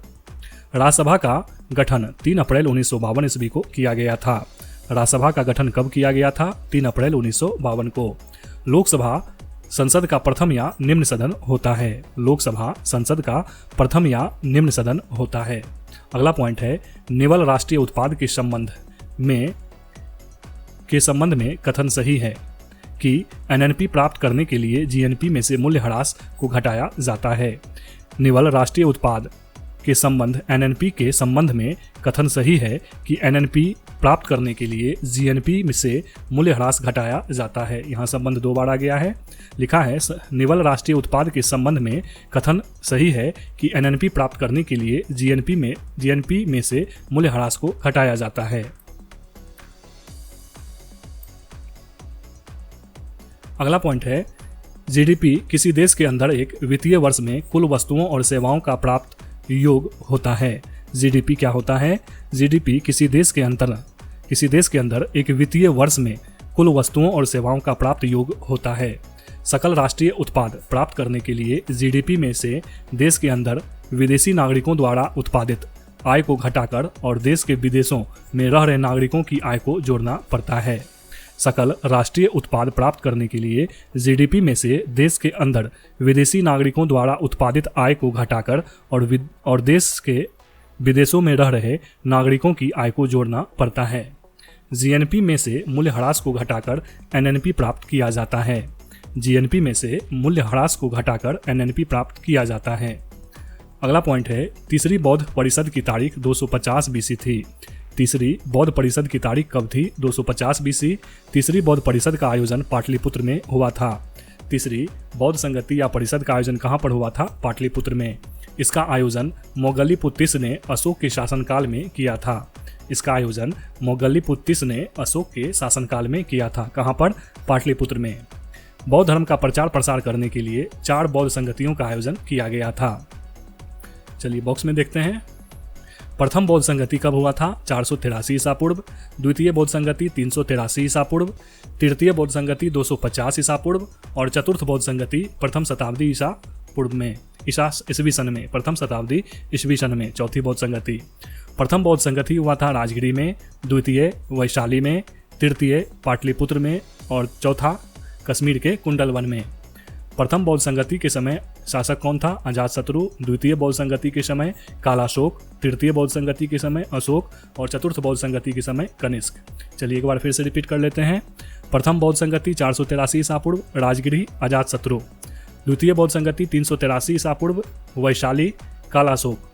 तृतीय बौद्ध संगति 250 ईसा पूर्व पाटलिपुत्र अशोक और चतुर्थ बौद्ध संगति प्रथम शताब्दी ईस्वी सन में कश्मीर के कुंडल वन में शासक थे कनिष्क। नेक्स्ट पॉइंट है, ग्राम पंचायत की बैठक के लिए यदि गणपूर्ति नहीं होती है तथा बैठक प्रारंभ हो जाता है लेकिन गणपूर्ति की ओर ध्यान आकृष्ट कराया जाता है तो पीठासीन पदाधिकारी 1 घंटे तक प्रतीक्षा करता है। फिर भी गणपूर्ति नहीं होने पर अगले दिन या भविष्य के लिए बैठक को स्थगित कर देता है।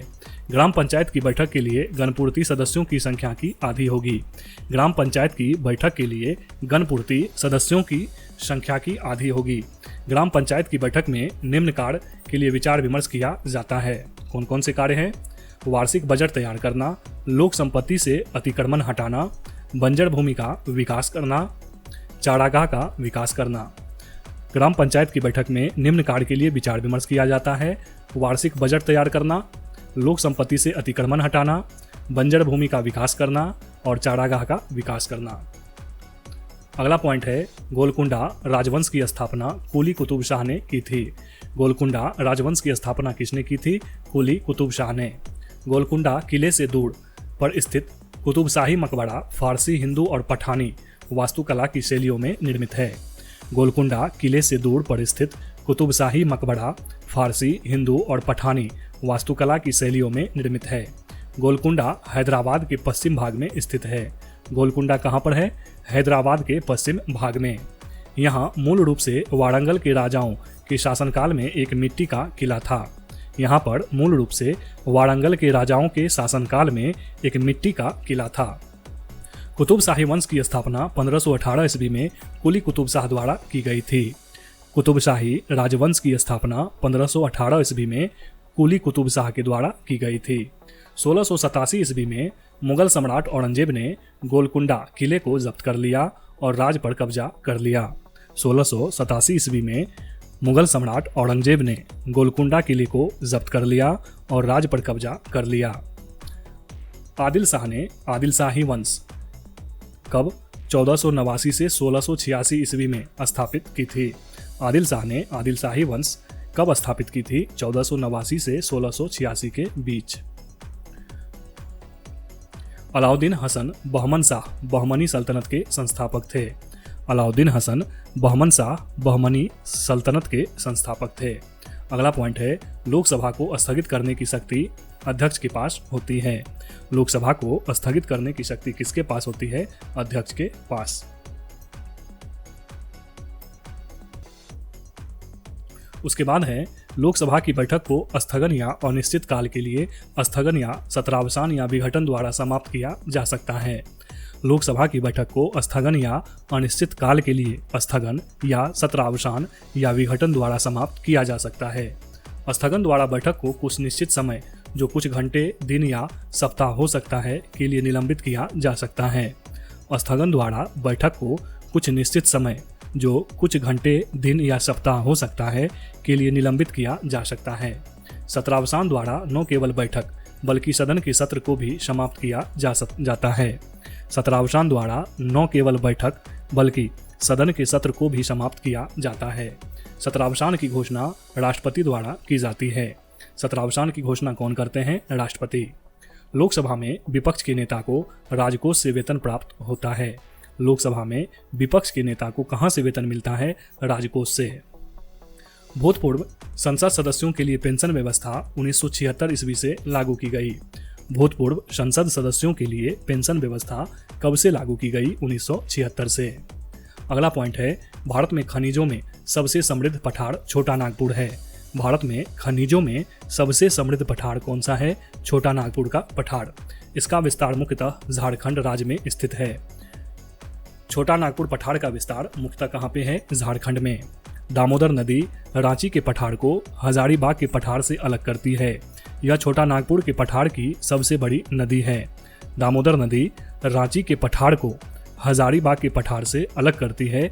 यह छोटा नागपुर के पठार की सबसे बड़ी नदी है। छोटा नागपुर पठारी क्षेत्र में ग्रेनाइट चट्टान से निर्मित उच्च स्थलाकृति या द्वीप रूपीय स्थलाकृति को पाटभूमि कहते हैं। छोटा नागपुर पठारी क्षेत्र में ग्रेनाइट चट्टान से निर्मित उच्च स्थलाकृति या द्वीप रूपीय स्थलाकृति को पाटभूमि कहते हैं। मध्य प्रदेश में बेसाल्ट चट्टान से निर्मित संरचना को मालवा का पठार कहते हैं। मध्य प्रदेश में बेसाल्ट चट्टान से निर्मित संरचना को मालवा का पठार कहते हैं। मालवा पठार को राजस्थान में हाड़ौती का पठार कहते हैं। मालवा पठार को राजस्थान में क्या कहते हैं? हाड़ौती का पठार। दक्कन पठार का विस्तार तापी नदी के दक्षिण में त्रिभुजाकार रूप में है। दक्कन पठार का विस्तार तापी नदी के दक्षिण में किस रूप में है? त्रिभुजाकार रूप में है। उसके बाद अगला पॉइंट है, क्षेत्रफल के अनुसार भारत का सबसे बड़ा राज्य राजस्थान है। क्षेत्रफल के अनुसार भारत का सबसे बड़ा राज्य कौन है? राजस्थान, जिसका कुल क्षेत्रफल 3,42,239 वर्ग किलोमीटर है। राजस्थान का क्षेत्रफल कितना है? 3,42,239 वर्ग किलोमीटर। गोवा 3702 वर्ग किलोमीटर के साथ भारत का सबसे छोटा राज्य है। गोवा 3702 वर्ग किलोमीटर के साथ भारत का सबसे छोटा राज्य है। जनसंख्या के हिसाब से उत्तर प्रदेश भारत का सबसे बड़ा राज्य है और सिक्किम भारत का सबसे कम आबादी वाला राज्य है। जनसंख्या के हिसाब से उत्तर प्रदेश भारत का सबसे बड़ा राज्य है, जबकि सिक्किम भारत का सबसे कम आबादी वाला राज्य है। जम्मू और कश्मीर नवगठित केंद्र शासित प्रदेश भारत का सबसे बड़ा केंद्र शासित प्रदेश है। जम्मू और कश्मीर नवगठित केंद्र शासित प्रदेश भारत का सबसे बड़ा केंद्र शासित प्रदेश है। अगला पॉइंट है, भारत की मुख्य भूमि में 66 तटीय जिले हैं। भारत की मुख्य भूमि में कितने तटीय जिले हैं? 66। गुजरात में तटीय जिलों की संख्या सबसे अधिक है, कितना? 14। गुजरात में तटीय जिलों की संख्या सबसे अधिक है, कितना है? गुजरात में 14। भारत में 7516.6 किलोमीटर की तटीय रेखा है। भारत की तटीय रेखा कितनी है? 7516 किलोमीटर। भारतीय तटों को पूर्वी तट और पश्चिमी तटों के रूप में वर्गीकृत किया जा सकता है। भारतीय तटों को पूर्वी तट और पश्चिमी तटों के रूप में वर्गीकृत किया जा सकता है। भारत की स्थल सीमा की लंबाई 15,200 किलोमीटर है। भारत की स्थल सीमा की लंबाई कितनी है? 15,200 किलोमीटर, परंतु मुख्य भूमि के तटीय भाग की लंबाई 6100 किलोमीटर है। भारत की स्थल सीमा की लंबाई 15,200 किलोमीटर है, परंतु मुख्य भूमि के तटीय भाग की लंबाई 6100 किलोमीटर है। भारत का उत्तर से दक्षिण में विस्तार 3214 किलोमीटर है और पूर्व से पश्चिम में विस्तार 2933 किलोमीटर है। भारत का उत्तर से दक्षिण में विस्तार 3214 किलोमीटर है, जबकि पूर्व से पश्चिम में विस्तार कितना है? 2933 किलोमीटर। अगला पॉइंट है, उपराष्ट्रपति राज्यसभा और लोकसभा द्वारा चुना जाता है और निर्वाचक मंडल के सदस्य यही होते हैं। उपराष्ट्रपति राज्यसभा और लोकसभा द्वारा चुना जाता है और निर्वाचक मंडल के सदस्य यही होते हैं। भारत के उपराष्ट्रपति का चुनाव संसद के दोनों सदनों के निर्वाचित और मनोनीत दोनों सदस्यों द्वारा किया जाता है। भारत के उपराष्ट्रपति का चुनाव संसद के दोनों सदनों के निर्वाचित और मनोनीत दोनों सदस्यों द्वारा किया जाता है। उपराष्ट्रपति को उपराष्ट्रपति पद के लिए वेतन नहीं प्राप्त होता है, बल्कि राज्यसभा के सभापति के रूप में प्राप्त होता है। उपराष्ट्रपति को उपराष्ट्रपति पद के लिए वेतन नहीं प्राप्त होता है, बल्कि राज्यसभा के सभापति के रूप में प्राप्त होता है। उपराष्ट्रपति का पद अमेरिका के उपराष्ट्रपति की तर्ज पर बनाया गया है। अनुच्छेद 64 के तहत उपराष्ट्रपति राज्यसभा का पदेन सभापति होता है। उपराष्ट्रपति का पद अमेरिका के उपराष्ट्रपति की तर्ज पर बनाया गया है। अनुच्छेद 64 के तहत उपराष्ट्रपति राज्यसभा का पदेन सभापति होता है।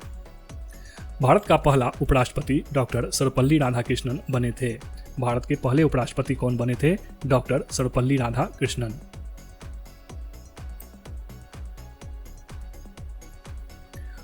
उसके बाद है, गायपोडिया समिति का संबंध बैंक क्षेत्र से है।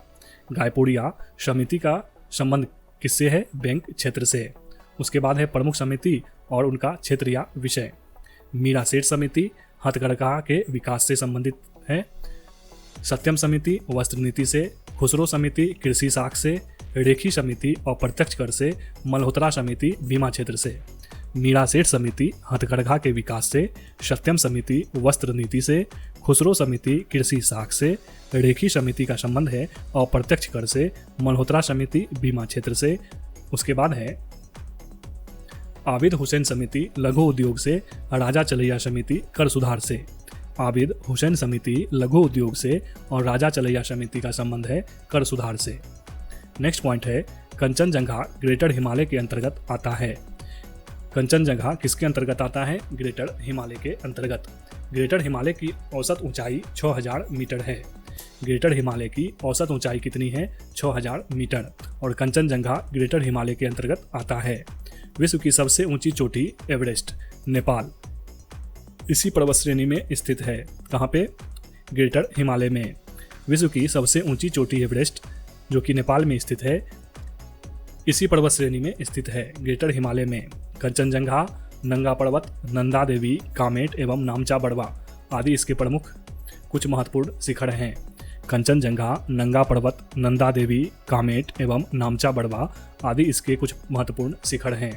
बृहत हिमालय लघु हिमालय से मेन सेंट्रल थ्रस्ट के द्वारा अलग होती है। बृहत हिमालय लघु हिमालय से मेन सेंट्रल थ्रस्ट के द्वारा अलग होती है। ट्रांस हिमालय के अंतर्गत काराकोरम, लद्दाख, जास्कर आदि पर्वत श्रेणियां आती हैं। ट्रांस हिमालय के अंतर्गत काराकोरम, लद्दाख, जास्कर आदि पर्वत श्रेणियां आती हैं। किसके अंतर्गत? ट्रांस हिमालय के अंतर्गत। कौन कौन सी आती है? काराकोरम, लद्दाख और जास्कर। बाहरी हिमालय एवं लघु हिमालय के बीच कई घाटियां हैं, जैसे कि काठमांडू घाटी। बाहरी हिमालय या बाह्य हिमालय एवं लघु हिमालय के बीच कई घाटियां हैं, जैसे कि काठमांडू घाटी। अगला पॉइंट है NCBC का पूरा नाम है national commission for backward classes. NCBC का पूरा नाम क्या है? NCBC का पूरा नाम है national commission for backward classes. उसके बाद है 102वां संविधान संशोधन अधिनियम 2018 राष्ट्रीय पिछड़ा वर्ग आयोग NCBC को संवैधानिक दर्जा प्रदान किया। 102वां संविधान संशोधन अधिनियम 2018 राष्ट्रीय पिछड़ा वर्ग आयोग NCBC को संवैधानिक दर्जा प्रदान किया। NCBC सामाजिक न्याय एवं अधिकारिता मंत्रालय के तहत एक सांविधिक निकाय था। NCBC सामाजिक न्याय एवं अधिकारिता मंत्रालय के तहत एक सांविधिक निकाय था। NCBC आयोग में 5 सदस्य होते हैं। NCBC आयोग में कितने सदस्य होते हैं? 5 सदस्य। इसकी नियुक्ति राष्ट्रपति द्वारा होती है। इसकी नियुक्ति किसके द्वारा होती है? राष्ट्रपति के द्वारा NCBC का। ठीक है। नेक्स्ट पॉइंट है नगर निगम और उसके लिए चुनाव कराने के उद्देश्य को स्थापित करने के लिए 74वां संशोधन पारित किया गया था। नगर निगम और उसके लिए चुनाव कराने के उद्देश्य को स्थापित करने के लिए 74वां संविधान संशोधन किया गया था। 74वें संविधान संशोधन अधिनियम 1992 द्वारा संवैधानिक दर्जा प्रदान किया गया। 74वें संविधान संशोधन अधिनियम 1992 के द्वारा इसे संवैधानिक दर्जा प्रदान किया गया। 74वां संविधान संशोधन की मुख्य बातें क्या सब है? नगरपालिकाओं में महिलाओं के लिए 1/3 भाग स्थान आरक्षित किया गया।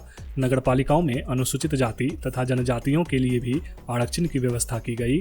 नगरीय संस्थाओं का कार्यकाल 5 वर्ष का होगा। विघटन की स्थिति में 6 माह के अंदर चुनाव कराना है। 74वें संविधान संशोधन की मुख्य बातें हैं कि नगरपालिकाओं में महिलाओं के लिए 1/3 स्थान आरक्षित होगा। नगरपालिकाओं में अनुसूचित जाति और जनजाति के लिए भी आरक्षण की व्यवस्था होगी। नगरीय संस्थाओं का कार्यकाल 5 वर्षों का होगा। विघटन की स्थिति में 6 माह के अंदर चुनाव कराना होगा। भारत का सबसे पुराना नगर निगम मद्रास चेन्नई नगर निगम है। भारत का सबसे पुराना नगर निगम कौन सा है? मद्रास। अगला पॉइंट है मूल संविधान में 395 अनुच्छेद और 8 अनुसूची शामिल थे। मूल संविधान में 395 अनुच्छेद और 8 अनुसूची शामिल थे।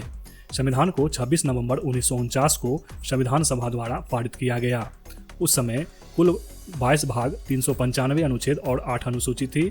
वर्तमान समय में संविधान में 25 भाग, हालांकि गिनती में 22 भाग ही हैं, 395 अनुच्छेद एवं 12 अनुसूची है। संविधान सभा का अंतिम बैठक 24 जनवरी 1950 ईस्वी को हुआ। मूल संविधान में 395 अनुच्छेद और 8 अनुसूची शामिल थे। संविधान को 26 नवंबर 1949 को संविधान सभा द्वारा पारित किया गया। उस समय कुल 22 भाग, 395 अनुच्छेद और 8 अनुसूची थी। वर्तमान समय में संविधान में 25 भाग, 395 अनुच्छेद और 12 अनुसूची है। संविधान सभा का अंतिम बैठक 24 जनवरी 1950 को हुआ था। चलिए आगे बढ़ते हैं।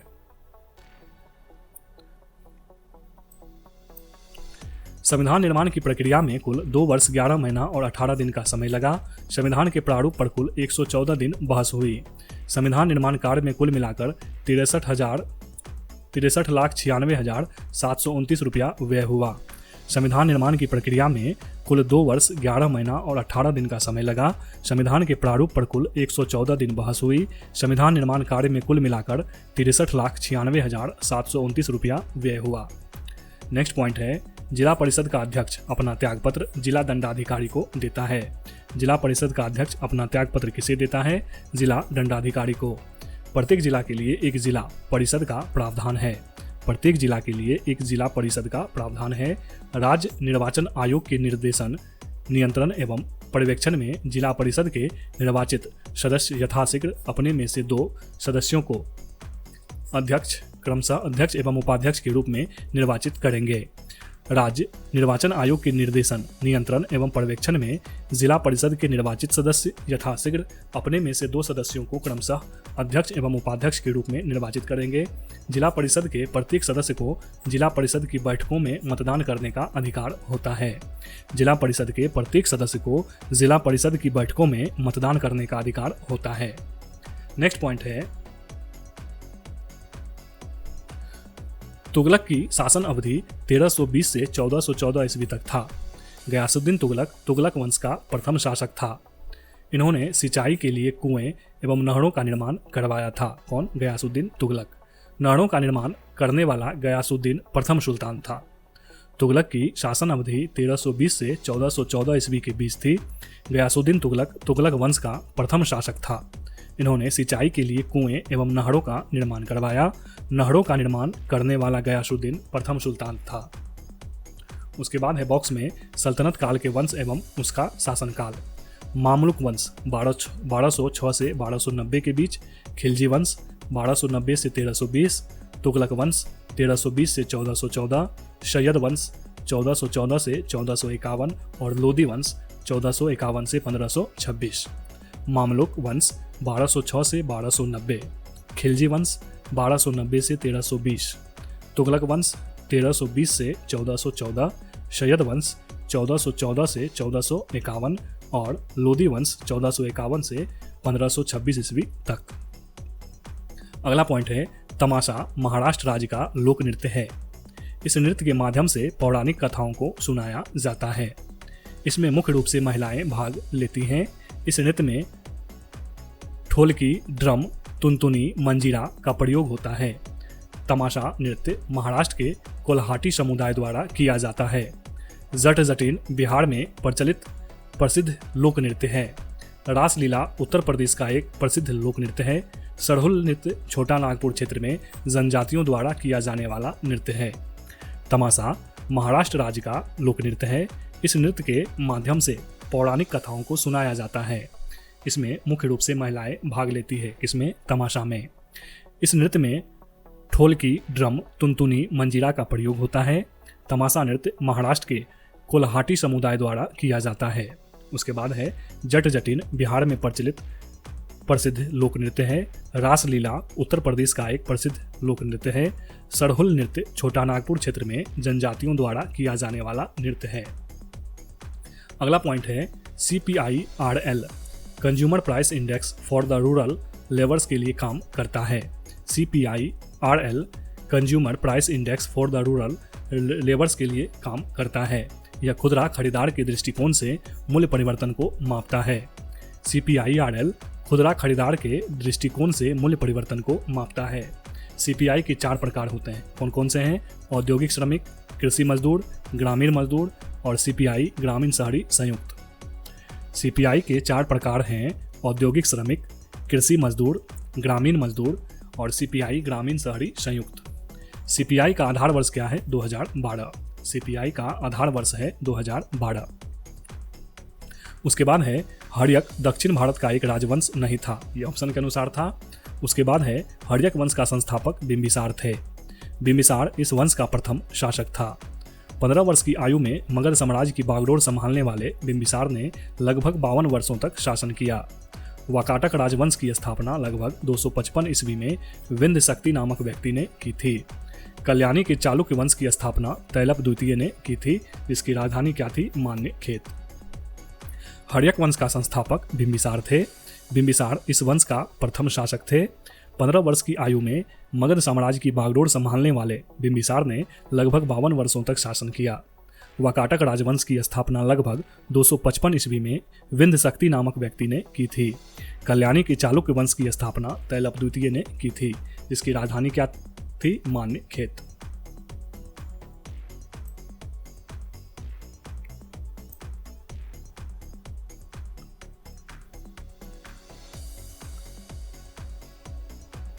नेक्स्ट पॉइंट है, सिमुक ने सुशर्मा की हत्या कर दी और सातवाहन वंश की स्थापना की।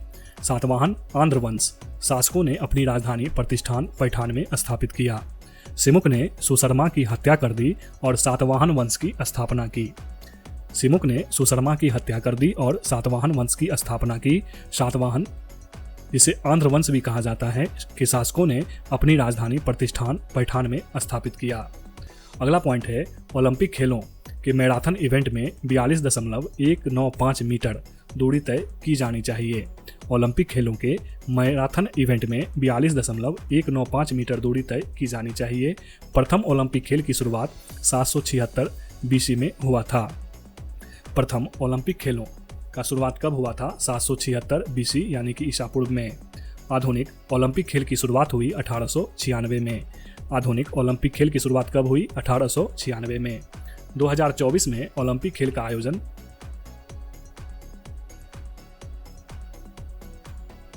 पेरिस में होगा। 2024 में ओलंपिक खेल का आयोजन कहां पर होगा? पेरिस में। 2028 में ओलंपिक खेल का आयोजन लॉस एंजिल्स में होगा और 2032 में ओलंपिक खेल का आयोजन ब्रिस्बेन में होगा। 2024 में कहां पे होगा ओलंपिक? पेरिस में। 2028 में लॉस एंजिल्स में और 2032 में ब्रिस्बेन में। 2024 पेरिस, 2028 लॉस एंजिल्स और 2032 ब्रिस्बेन। राष्ट्रीय प्रौढ़ शिक्षा कार्यक्रम अक्टूबर 1978 ईस्वी में शुरू किया गया था। राष्ट्रीय प्रौढ़ शिक्षा कार्यक्रम NAEP अक्टूबर 1978 ईस्वी में शुरू किया गया था। NAEP 2 अक्टूबर 1978 को 15 वर्ष की आयु के ऊपर वयस्कों के बीच निरक्षरता को खत्म करने के लिए शुरू किया गया था। NAEP 2 अक्टूबर 1978 ईस्वी को 15 वर्ष की आयु के ऊपर वयस्कों के बीच निरक्षरता को खत्म करने के लिए शुरू किया गया था। नई शिक्षा नीति 1986 में लाया गया। संशोधित शिक्षा नीति 1992 में लाया गया और राष्ट्रीय शिक्षा नीति 2020 में लाया गया। नई शिक्षा नीति 1986 में, संशोधित शिक्षा नीति 1992 में और राष्ट्रीय शिक्षा नीति 2020 में। यह शिक्षा नीति के कस्तूरीरंगन समिति की रिपोर्ट पर लाया गया है। यह शिक्षा नीति राष्ट्रीय शिक्षा नीति 2020 के कस्तूरीरंगन समिति की रिपोर्ट पर लाया गया है। उसके बाद है 6.5 pH मान वाले एक विलयन में HCl की कुछ बूंदें मिलाने पर विलयन अधिक अम्लीय हो जाएगा और pH मान घट जाएगा। 6.5 pH वाले एक विलयन में HCl की कुछ बूंदें मिलाने पर विलयन अधिक अम्लीय हो जाएगा और pH मान घट जाएगा। यदि विलयन का pH मान 7 से कम होता है तो विलयन अम्लीय होता है और यदि विलयन का pH मान 7 होता है तो विलयन उदासीन होता है। यदि विलयन का pH मान 7 से अधिक होता है तो विलयन क्षारीय होगा। pH मान 7 से कम होगा तो अम्लीय होगा, pH मान 7 होता है तो उदासीन होगा और pH मान 7 से अधिक होगा तो विलयन क्या होगा? क्षारीय होगा। उसके बाद विलयन का फार्मूला दिया है, pH बराबर -log H प्लस होता है और उसके बाद नीचे भी है फार्मूला।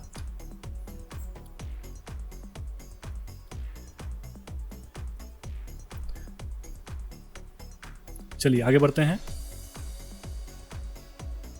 लिखा है आयोडीन का टिंचर एक द्रव में ठोस के विलयन का उदाहरण है।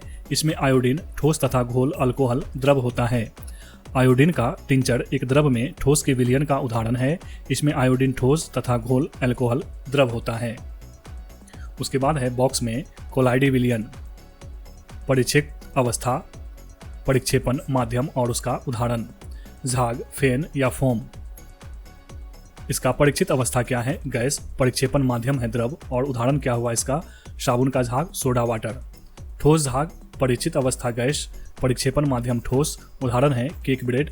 एरोसोल का परीक्षित अवस्था है द्रव, परिक्षेपण माध्यम है गैस और उदाहरण क्या हुआ एरोसोल का? धुंध, कोहरा और बादल। पायस का परीक्षित अवस्था है द्रव, परिक्षेपण माध्यम हुआ द्रव और उदाहरण है दूध, क्रीम, मक्खन। उसके बाद जेल का परीक्षित अवस्था, जेल का परीक्षित अवस्था द्रव, परिक्षेपण माध्यम ठोस और उदाहरण हुआ दही और चीज। ठोस एरोसोल का परीक्षित अवस्था ठोस, परिक्षेपण माध्यम गैस, उदाहरण हुआ धुआं और धूल।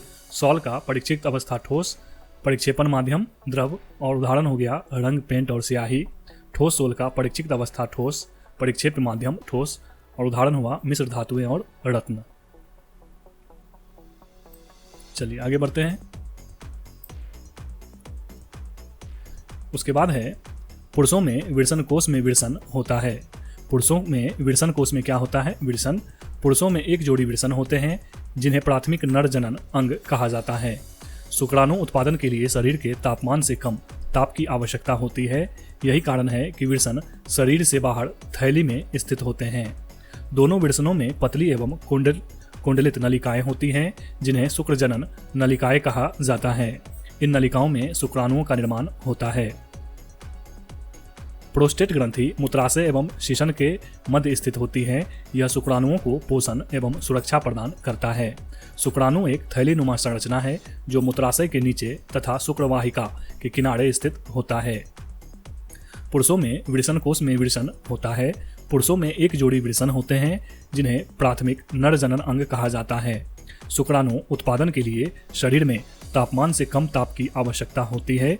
यही कारण है कि विरसन शरीर से बाहर थैली में स्थित होते हैं।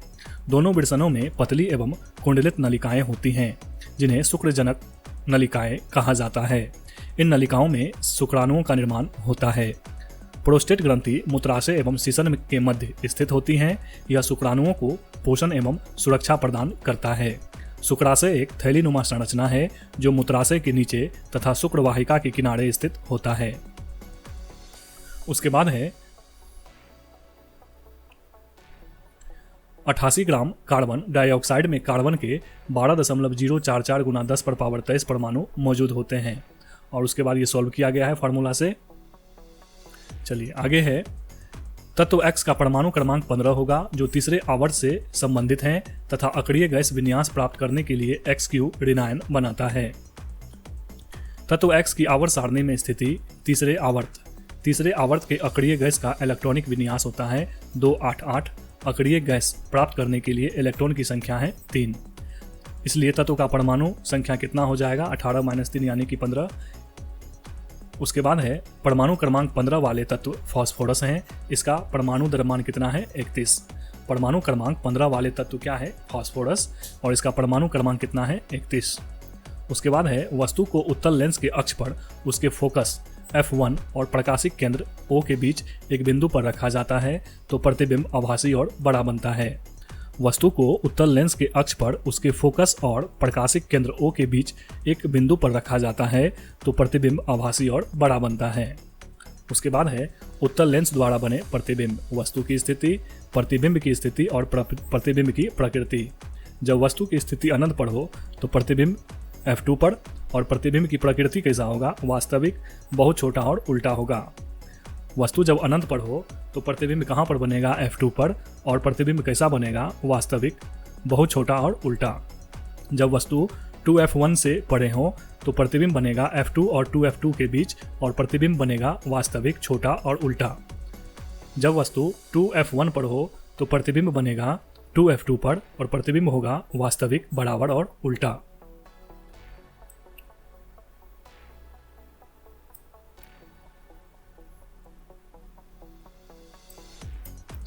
जब वस्तु की स्थिति 2F1 और F1 के बीच हो तो प्रतिबिंब बनेगी 2F2 के परे और प्रतिबिंब होगा वास्तविक, बड़ा और उल्टा। जब वस्तु F1 पर हो तो प्रतिबिंब बनेगा अनंत पर और प्रतिबिंब होगा वास्तविक, बहुत बड़ा और उल्टा।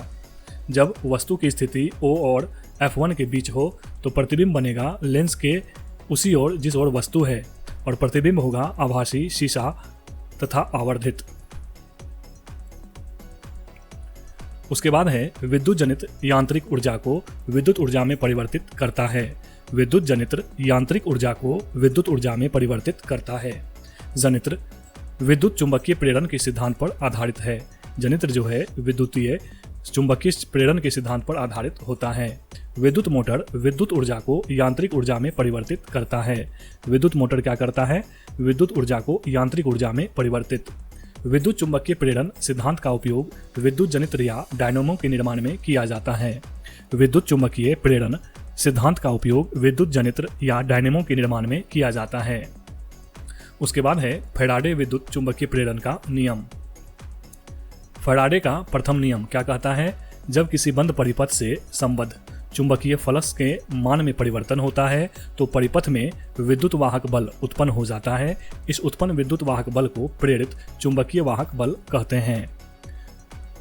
फैराडे के प्रथम नियम के अनुसार जब किसी बंद परिपथ से संबद्ध चुंबकीय फ्लक्स के मान में परिवर्तन होता है तो परिपथ में विद्युत वाहक बल उत्पन्न हो जाता है। इस उत्पन्न विद्युत वाहक बल को प्रेरित विद्युत वाहक बल कहते हैं। उसके बाद फैराडे का द्वितीय नियम कहता है, इस नियम के अनुसार विद्युत वाहक बल का मान चुंबकीय फ्लक्स में परिवर्तन की दर के बराबर होता है। फैराडे का द्वितीय नियम कहता है कि इस नियम के अनुसार विद्युत वाहक बल का मान चुंबकीय फ्लक्स में परिवर्तन की दर के बराबर होता है। उसके बाद नीचे कुछ इक्वेशन है। नेक्स्ट है फलों का पकना अनुकर्मणीय रासायनिक परिवर्तन के उदाहरण हैं। फलों का पकना अनुकर्मणीय रासायनिक परिवर्तन के उदाहरण हैं जो अभिक्रिया एक ही दिशा में होती है, अर्थात जिसमें उत्पाद पुनः अभिकारक नहीं बनाते, अनुत्कर्मणीय अभिक्रिया कहलाती है। जो अभिक्रिया एक ही दिशा में होती है अर्थात जिसमें उत्पाद पुनः अभिकारक नहीं बनाते, अनुत्कर्मणीय अभिक्रिया कहलाती है। इसका एग्जाम्पल है C+O2 CO2।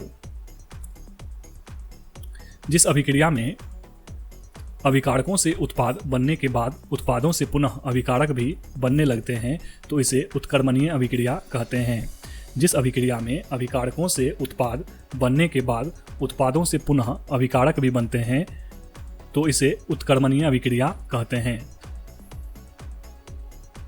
जैसे 3Fe + 4H2O Fe2OH 4H2 जब दोनों दिशाओं में अभिक्रियाओं की गति बराबर हो जाती है तो इसे रासायनिक साम्य अवस्था कहते हैं। जब दोनों दिशाओं में अभिक्रियाओं की गति बराबर हो जाती है तो इसे रासायनिक साम्य अवस्था कहते हैं। चलिए आगे बढ़ते हैं। उसके बाद है यूरिया वह पहला कार्बनिक यौगिक था जिसे सर्वप्रथम प्रयोगशाला में संश्लेषित किया गया था। यूरिया वह पहला कार्बनिक यौगिक था जिसे सर्वप्रथम प्रयोगशाला में संश्लेषित किया गया था। फ्रेडरिक वोहलर ने 1828 ईस्वी में इसे अमोनिया साइनेट यौगिक से संश्लेषित किया था।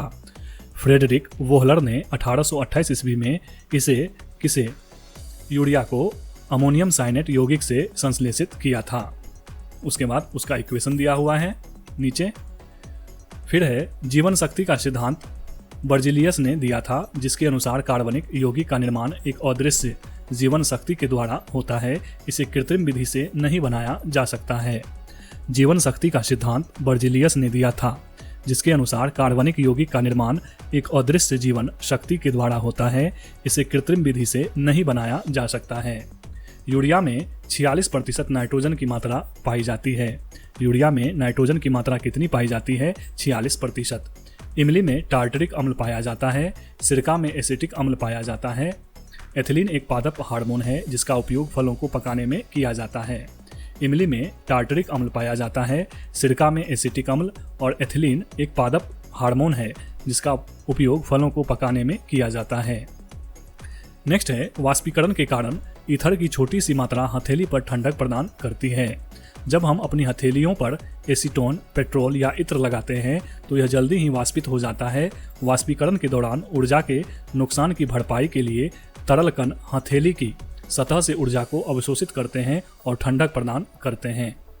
और ईथर का संरचनात्मक सूत्र है R1-O-R। उसके बाद है डाई मिथाइल ईथर और एथेनॉल का संरचनात्मक सूत्र समान होता है लेकिन रासायनिक और भौतिक गुण असमान होता है। डाई मिथाइल ईथर और एथेनॉल का संरचनात्मक गुण समान होता है लेकिन रासायनिक और भौतिक गुण असमान होता है। ईथर का उपयोग निश्चेतक के रूप में किया जाता है। वह प्रक्रिया जिसमें तापमान द्वारा जल गैस अवस्था में परिवर्तित होता है वाष्पीकरण कहलाती है। नेक्स्ट है त्वचा के द्वारा शरीर से अतिरिक्त जल, वसा एवं अन्य अपशिष्ट पदार्थ बाहर निष्कासित किए जाते हैं। त्वचा में उपस्थित तैलीय ग्रंथियां एवं श्वेत ग्रंथियां क्रमशः सीबम एवं पसीने का स्राव करती है। सीबम एवं पसीने के साथ ही अनेक उत्सर्जी पदार्थ बाहर निकलते हैं। त्वचा में उपस्थित तैलीय ग्रंथियां एवं श्वेत ग्रंथियां क्रमशः सीबम एवं पसीने का स्राव करती हैं। तैलीय ग्रंथियां सीबम का और श्वेत ग्रंथियां पसीने का स्राव करती है। सीबम एवं पसीने के साथ ही अनेक उत्सर्जी पदार्थ बाहर निकलते हैं। फेफड़े श्वसन की क्रिया द्वारा ऑक्सीजन को ग्रहण करते हैं तथा कार्बन डाइऑक्साइड को निष्कासित कर रक्त को शुद्ध करते हैं। श्वेत ग्रंथियां दो प्रकार की होती हैं, एक्राइन ग्रंथि और एपोक्राइन ग्रंथि। श्वेत ग्रंथि एक प्रकार की बहिस्रावी ग्रंथि है। श्वेत ग्रंथियां दो प्रकार की होती है, एक्राइन ग्रंथि और एपोक्राइन ग्रंथि। श्वेत ग्रंथि एक प्रकार की बहिस्रावी ग्रंथि है। प्लीहा को आरबीसी का कब्रगाह भी कहा जाता है। आरबीसी का कब्रगाह किसे कहा जाता है? प्लीहा को। उसके बाद है हाइड्रोक्लोरिक अम्ल का निर्माण हाइड्रोजन और क्लोरीन गैस को मिलाने से होता है। हाइड्रोक्लोरिक अम्ल का निर्माण कैसे होता है? हाइड्रोजन और क्लोरीन गैस को मिलाने से। उसके बाद नीचे इक्वेशन दिया हुआ है। हाइड्रोक्लोरिक अम्ल का दूसरा नाम म्यूरिएटिक अम्ल भी है। हाइड्रोक्लोरिक अम्ल का दूसरा नाम क्या है? म्यूरिएटिक अम्ल। धातु अम्ल से अभिक्रिया करके हाइड्रोजन गैस मुक्त करता है। धातु अम्ल से अभिक्रिया करके हाइड्रोजन गैस मुक्त करता है। कार्बन के श्रृंखलन गुण के कारण इसके सबसे अधिक यौगिक हैं। कार्बन के श्रृंखलन गुण के कारण इसके सबसे अधिक यौगिक हैं। शुष्क बुझे चूने को 40 डिग्री सेल्सियस तक गर्म करके उस पर क्लोरीन गैस प्रवाहित करने पर विरंजक चूर्ण प्राप्त होता है। शुष्क बुझे चूने को 40 डिग्री सेल्सियस तक गर्म करके उस पर क्लोरीन गैस प्रवाहित करने पर क्या प्राप्त होता है? विरंजक चूर्ण। ब्लीचिंग पाउडर का उपयोग कीटाणुनाशक तथा कागज एवं कपड़ों के विरंजन में किया जाता है। ब्लीचिंग पाउडर का उपयोग कीटाणुनाशक तथा कागज एवं कपड़ों के विरंजन में किया जाता है। नेक्स्ट है AB सर्वग्राही रक्त समूह होता है। AB सर्वग्राही रक्त समूह होता है, जबकि O निगेटिव रक्त समूह यूनिवर्सल ब्लड डोनर कहलाता है। O निगेटिव रक्त समूह यूनिवर्सल ब्लड डोनर कहलाता है। ABO ब्लड ग्रुप सिस्टम के अनुसार मुख्यतः 4 ब्लड ग्रुप होते हैं। ब्लड ग्रुप कितने होते हैं? मुख्यतः 4। Blood group A red cells पर A एंटीजन और प्लाज्मा में B एंटीबॉडी पाया जाता है। ब्लड ग्रुप B में रेड सेल्स पर B एंटीजन और प्लाज्मा में A एंटीबॉडी पाया जाता है। ब्लड ग्रुप AB में रेड सेल्स पर A और B एंटीबॉडी में से कोई नहीं पाया जाता है। ब्लड ग्रुप O में रेड सेल्स पर A और B दोनों एंटीजन में से कोई नहीं पाया जाता है, पर प्लाज्मा में A और B एंटीबॉडी पाया जाता है। ABO ब्लड ग्रुप सिस्टम के अनुसार मुख्यतः 4 ब्लड ग्रुप होते हैं। Blood group A red cells पर A एंटीजन और प्लाज्मा में B एंटीबॉडी पाया जाता है। ब्लड ग्रुप B में रेड सेल्स पर B एंटीजन और प्लाज्मा में A एंटीबॉडी पाया जाता है। ब्लड ग्रुप AB में रेड सेल्स पर A और B एंटीबॉडी में से कोई नहीं पाया जाता है, जबकि ब्लड ग्रुप O में रेड सेल्स पर A और B दोनों एंटीजन में से कोई नहीं पाया जाता है, पर प्लाज्मा में A और B एंटीबॉडी पाया जाता है।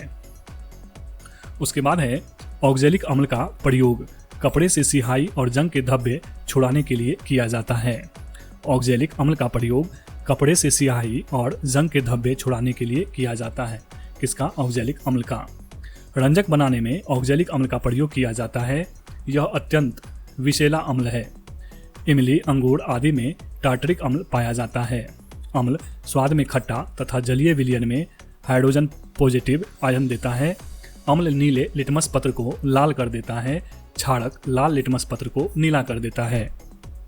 ऑक्जेलिक अम्ल का प्रयोग कपड़े से सिहाई और जंग के धब्बे छुड़ाने के लिए किया जाता है।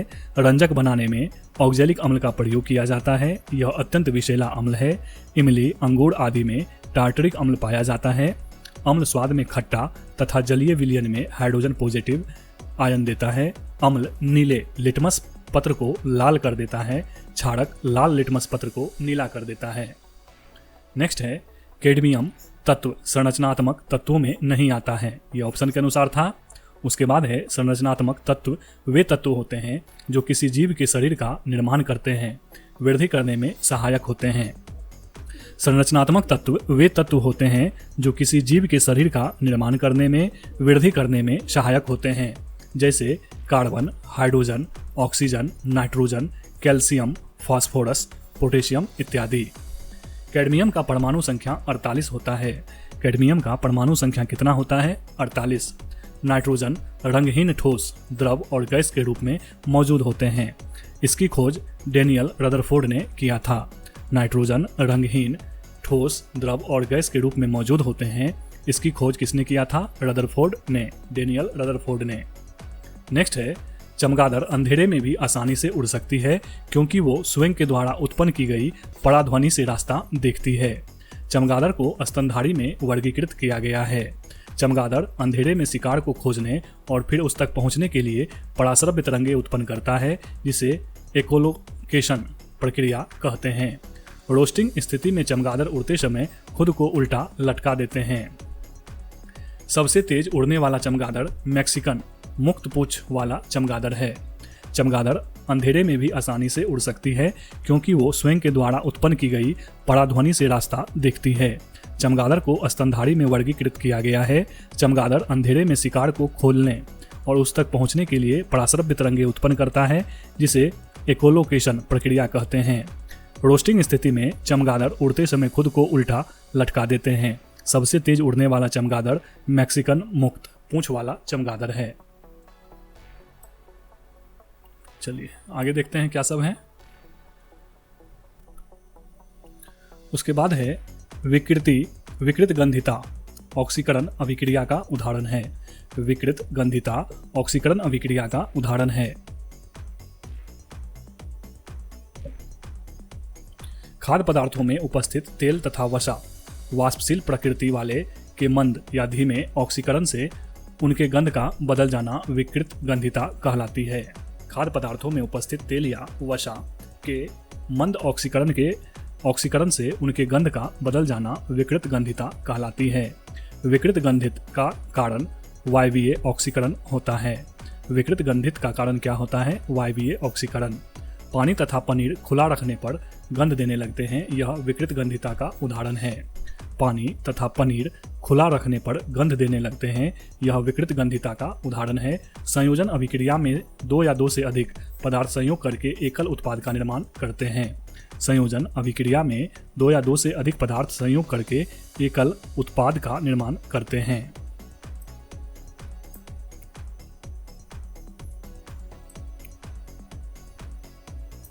उसके बाद है विस्थापन अभिक्रिया में अधिक क्रियाशील तत्व कम क्रियाशील तत्व वाले यौगिक से उस तत्व के परमाणु को विस्थापित कर स्वयं उसका स्थान ग्रहण कर लेते हैं।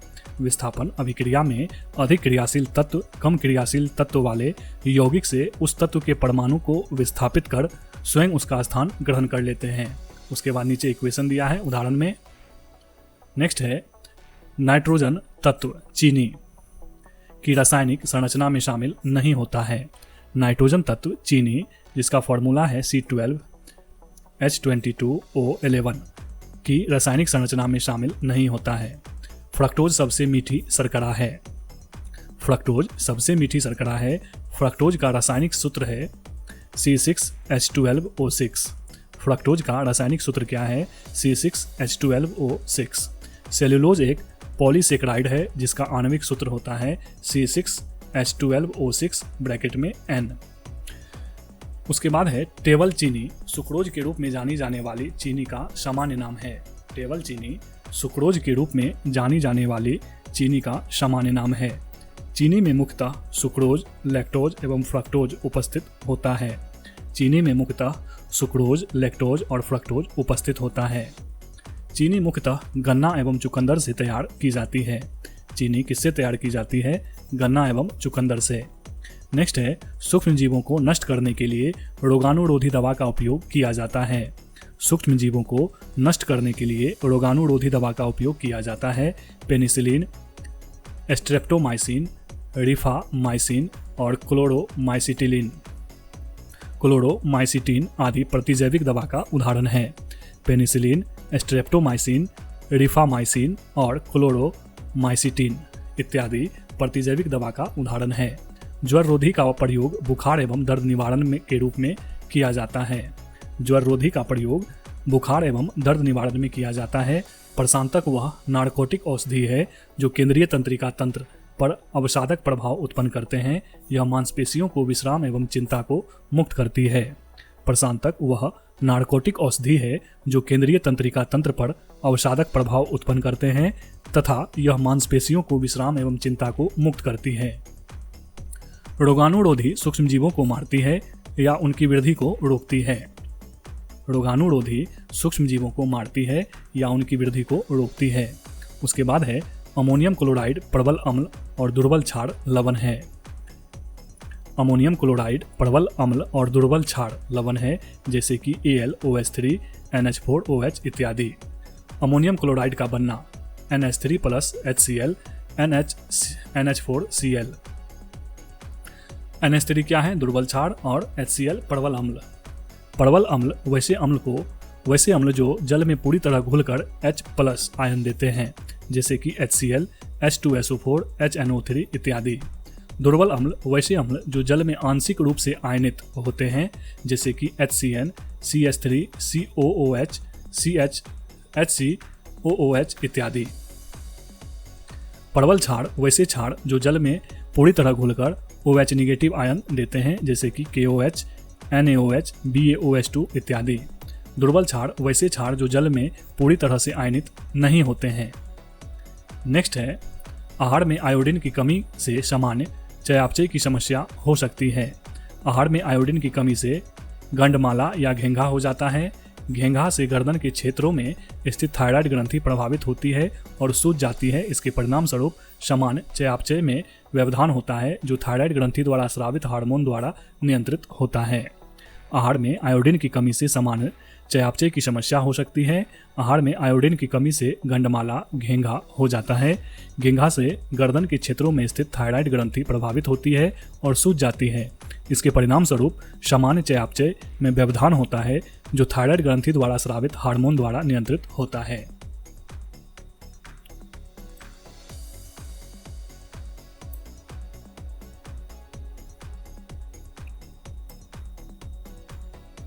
उसके बाद है बॉक्स में विटामिन या खनिज और उससे कमी से होने वाला रोग। विटामिन ए की कमी से क्या होता है? रतौंधी। विटामिन B1 से बेरी, विटामिन सी की कमी से अस्करवी, विटामिन डी की कमी से रिकेट्स और आयरन की कमी से एनीमिया। विटामिन ए की कमी से रतौंधी, विटामिन B1 की कमी से बेरी, विटामिन सी की कमी से अस्करवी, विटामिन डी की कमी से रिकेट्स और आयरन की कमी से एनीमिया। उसके बाद है आवर्त सारणी के 15 में समूह और तीसरे आवर्त में मौजूद तत्व की द्रव्यमान संख्या 33 है तो उस तत्व की न्यूट्रॉन संख्या 18 होगी। चूंकि तत्व तीसरे आवर्त और 15वें समूह में स्थित है इसलिए यह तत्व फास्फोरस होगा जिसकी परमाणु संख्या 15 है। वस्तु को अवतल दर्पण के अक्ष पर उसकी वक्रता केंद्र से परे एक बिंदु पर रखा जाता है तो प्रतिबिंब उल्टा और ह्रासित यानी कि छोटा होगा। वस्तु को अवतल दर्पण के अक्ष पर उसके वक्रता केंद्र से परे एक बिंदु पर रखा जाता है तो प्रतिबिंब उल्टा और ह्रासित होगा।